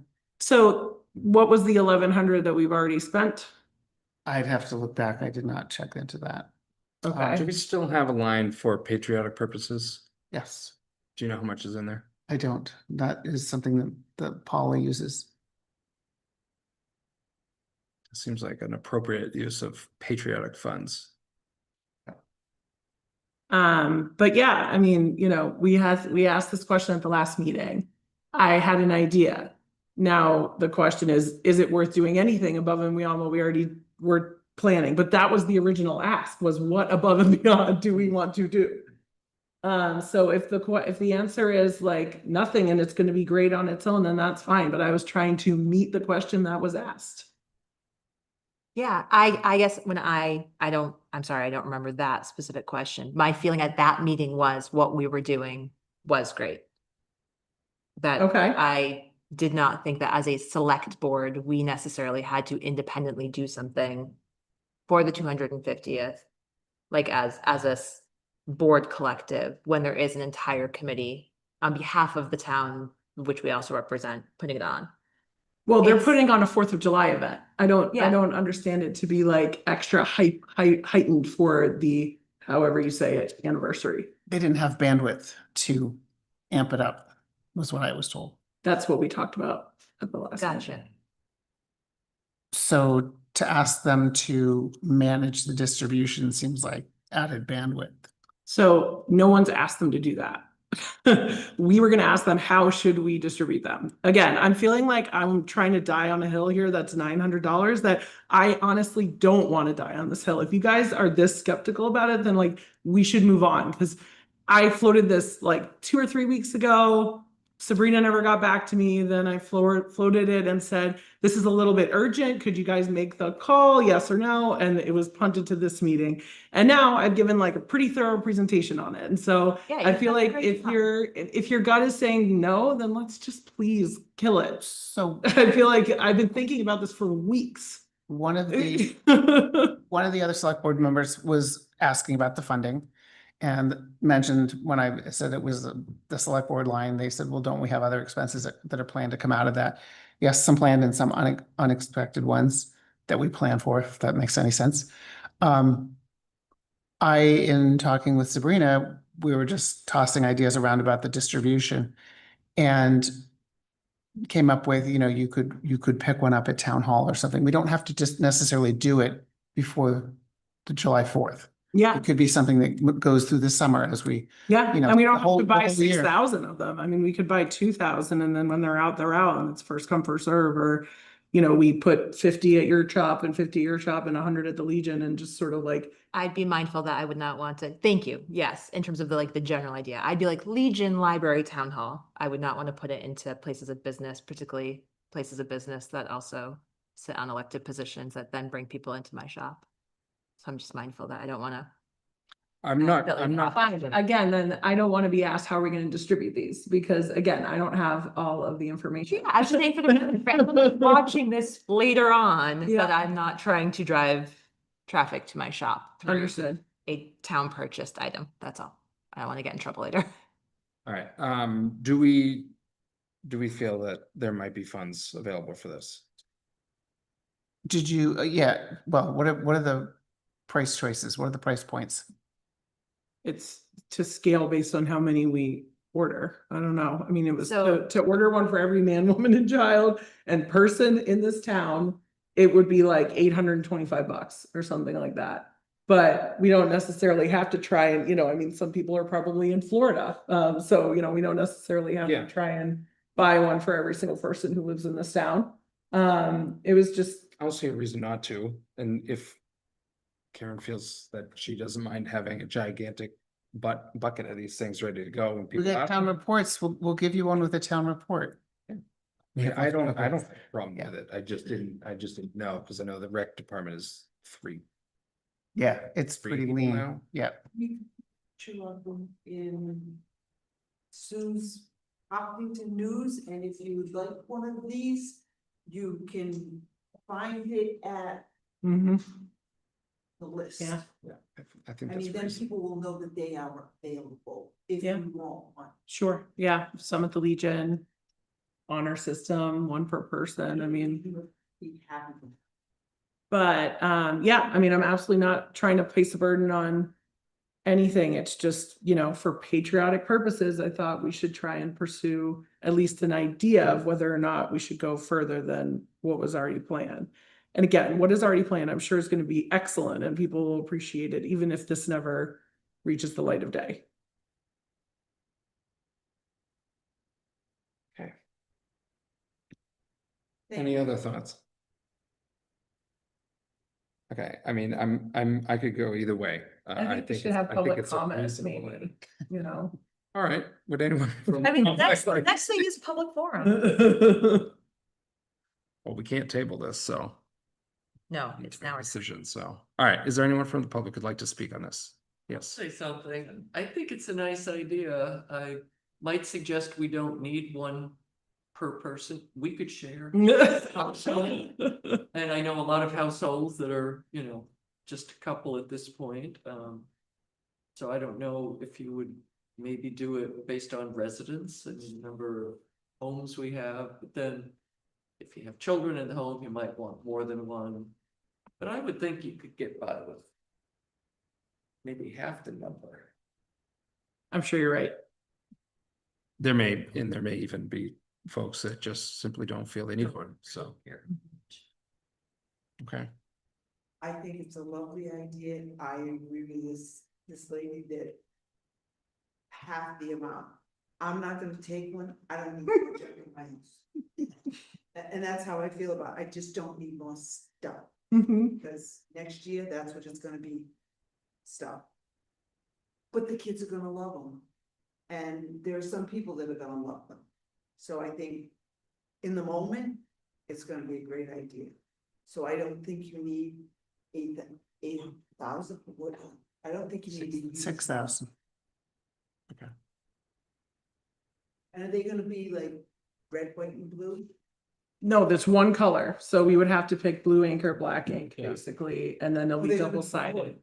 Yeah. What? They're gonna be wood. They're wood, yeah. They're basically the size of a poker chip. Oh, so they're not gonna look like those like real poker chips. No, they're wood. Yeah, I didn't want something made of plastic. I was trying to find something not. Painted, I think they're inked.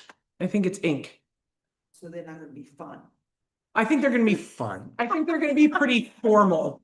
Yeah, so they're gonna look more antique-y.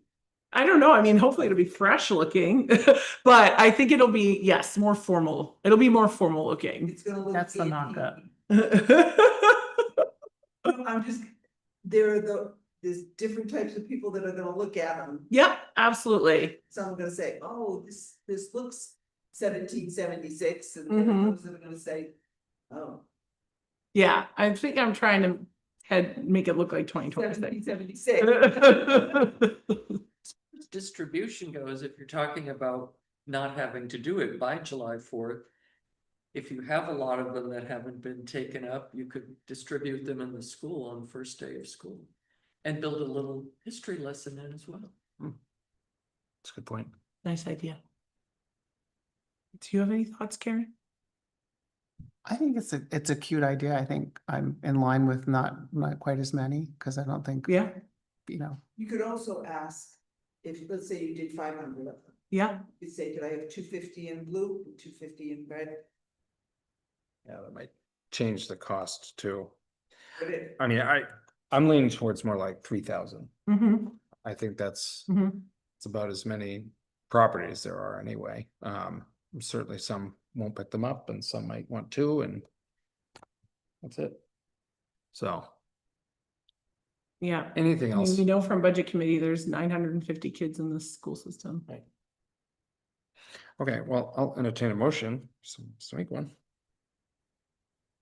Do you have more thoughts, Alyssa? I don't know why I'm such a buzzkill. That's okay. I mean, I am someone who personally struggles with stuff. And so I don't take mementos from things and I don't collect things. I think that's where I'm really struggling. And so I'm hearing though from other people that this is a lovely thing and it would have value and it would be interesting. And I know that like I'm constantly trying to shove everything out my door. And the only thing I want in this world is a dumpster in my front yard that I can put all of the stuff into. And so I'm like just struggling to be like, what is this thing we're purchasing? What will it do? Where will it go? What will it be? is this a waste of money? But I'm also like, is this just my own neurodivergency and inability to like hold on to things? So I'm mindful of that. That like I don't want to inflict my own issue with stuff on what could be a really beautiful collector's item for a lot of people. But do we need 3,000? I do actually think 3,000 of them would go. I think kids would love them. I think I'm gonna have to tell my child he can't have more than one, and it's gonna be one more thing that's gonna be in his room, and I'm gonna be like, what is it doing here? Does it have a home? Where does it go? But again, this is like my own personal, so I don't want to make that the reason why the town doesn't have a memento. What's the price of 3,000? It'll be less than the current price, and I agree that the current price is not terribly expensive in the grand scheme of things as to what we're spending.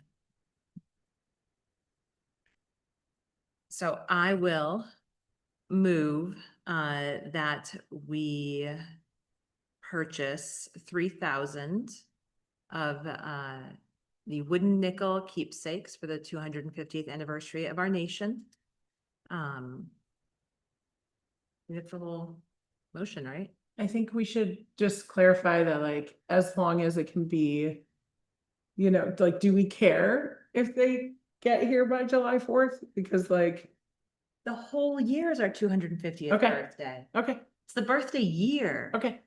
Yeah, I don't think it has to be on the 4th, and I think if anything, it can extend the celebration through July and get folks to come to some patriotic places in town, like our town hall. Okay. And if you bring it to next year's town meeting, you get in free. Can you add to that, the expense of up to? $900. Yeah, it's certainly gonna be Yeah. less than that, I but. certainly will. Yeah. But I'm still gonna put it there because I don't have a number to go. Yeah. Yeah. Patriotic fund. I'm not designated fund at this time because I would want Karen to look at where it makes sense to pull it out of, and we don't have those numbers directly in front of us, but obviously it wouldn't come out of, it wouldn't be at the detriment of something else. It'll either come out of the select board discretionary fund or patriotic fund or another place where it can fit in. So I move that we purchase 3,000 of the commemorative wooden nickels tokens to celebrate our 250th at a cost not to exceed $900. Second. All right. All those in favor? Aye. Thank you. Thank you. That's an eye from you. Yes. Okay. All right. Public forum. See that the folks in the audience. Welcome. All right.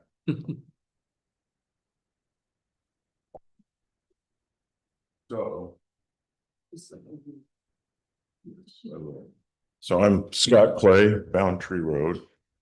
And I've been concerned about the turtles in town because this is nesting season. And I've seen them in the roads, alive and dead.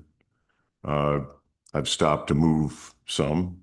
And so I'm also on the Conservation Commission. And the commission at the last meeting supported my proposal to buy a few signs. So I bought 10 of these signs on behalf of the town from the guy that runs New Hampshire Turtle Rescue over in Nottingham, which is the only facility in the whole state of New Hampshire that can help the endangered turtles. And we'd probably have some of those in town too. Anyway, the sticky point seems to be, how do we get the word out that we've got some signs, and if people know where there's a turtle crossing, if it's on their property, are they interested or willing to have a sign placed there? So that's part of it, figuring a way of getting the word out to people in town that this is something that if they want to participate in, they can.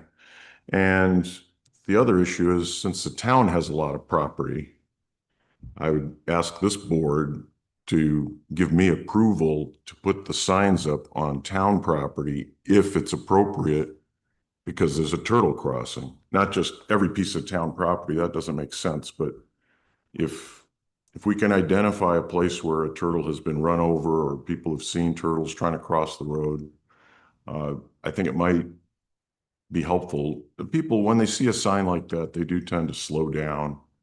And Scan a little bit. it's never a bad thing to have people slow down. A lot of the roads in town are dirt roads. And so I have been concerned about this, and so I thought I'd see what the board thinks about that. I can't just go stick these signs up, which I'd like to do, but I don't want to, violate somebody's personal preference that they not have a sign anywhere near their house or whatever. I mean, maybe there are people that are not that concerned about the turtles too, but what I just want to know whether the board would support my being able to put them on town property that I've identified as, from the tax map, as being town property, if it looks like there's some evidence that that's a turtle crossing location. And I would be responsible for removing these at the end of nesting season, which I understand to be the end of July. As I understand it, for putting signs on town property, there's just a form that you fill out and submit to Karen in the planning department. Not this Karen, that Karen. Right, Robertson. Yes, and so I think it's as simple as that. Like I don't think you necessarily need our approval and it would be circumventing her process, but please correct me. It's a temporary sign, so yeah, I would imagine it would follow as the temporary sign ordinance. Someone who has put up many temporary signs through Karen, she makes it easy peasy. Like, Okay, well, that's helpful. and could we give Karen a heads up that this is through the Conservation Commission?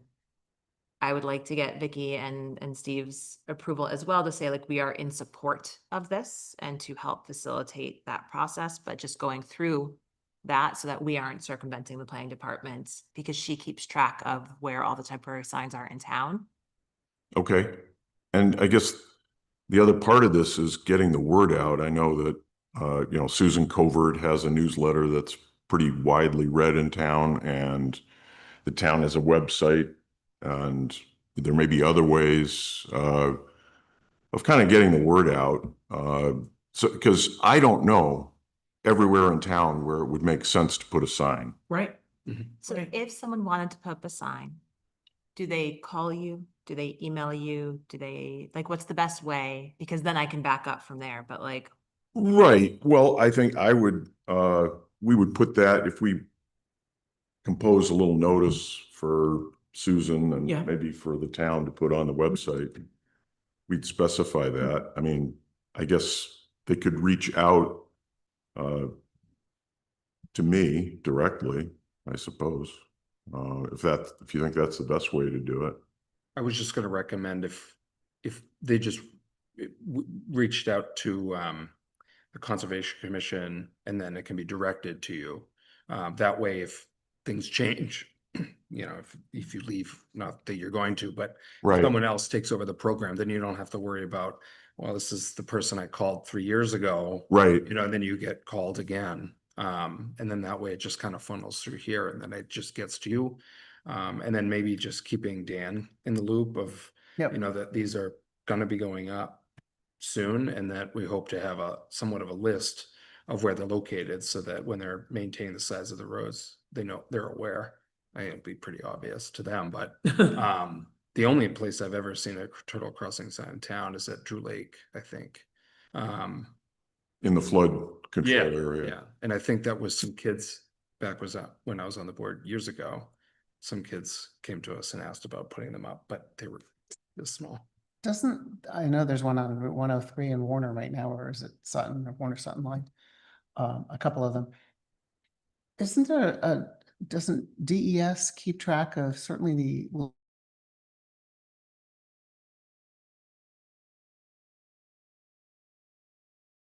yeah, Probably. that might help us guide where to put these. Right. But the residents in town who are driving around are the ones that are going to see where the turtles actually are. Yeah, it's a great time.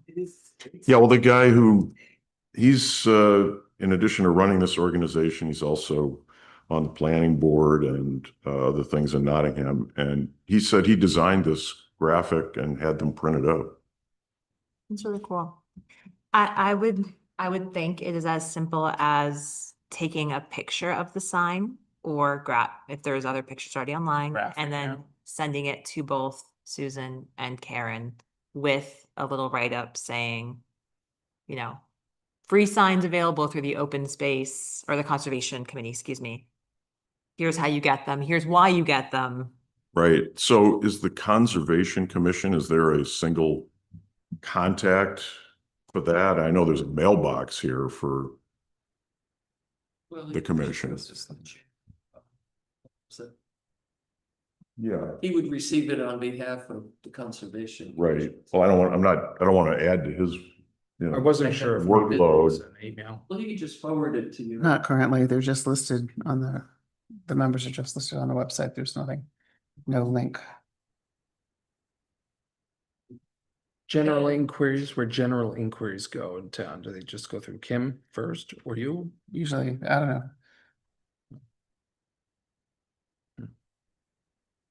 We only have 10 of the signs, Yeah.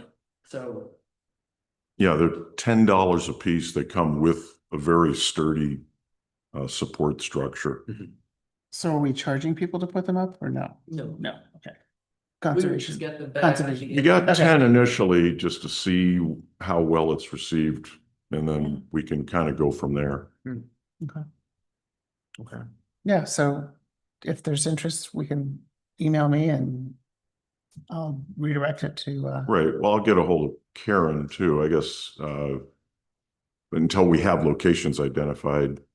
yep. I Cause could that's gonna, check in with Karen because, for instance, when I have done Starry Weekend posters around town, Right, the volume of them, she has allowed me to be a bit more vague in the permit that I fill out for her okay, out of kindness of her heart, right? Knowing that like I'm gonna collect them all back, but that the volume I'm putting out, I'm not able to put down reasonably the list of places. Now, you're not putting out as many, but you're trying to be responsive to an immediate need. So it might just be worth checking in with her if you can fill out something preemptively. And then just keep her updated as it evolves. yeah, I'll do I don't that. want to speak for her, but she has in the past been very helpful when I've had to do temporary signs. Okay, that sounds good. Because I know the goal isn't to make it hard, it's just to keep track of them and to know that they should be up and that people aren't just plastering the town. Yeah, well, it's a sad thing when you see a turtle Yeah. that has been injured or killed.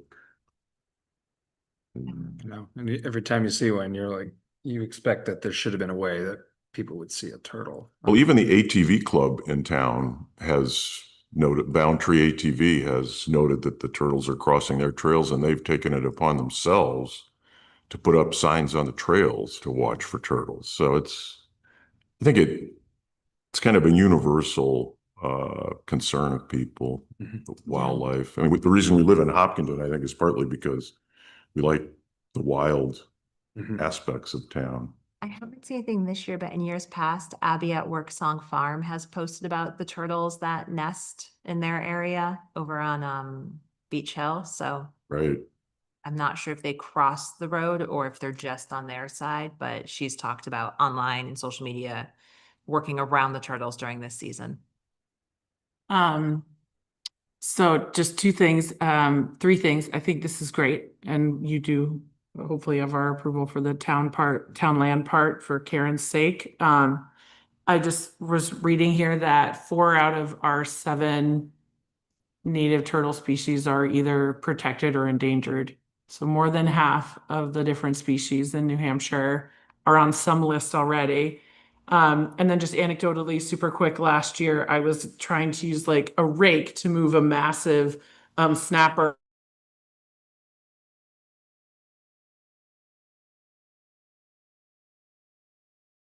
ran. So do not approach with a broom before you try just the horn.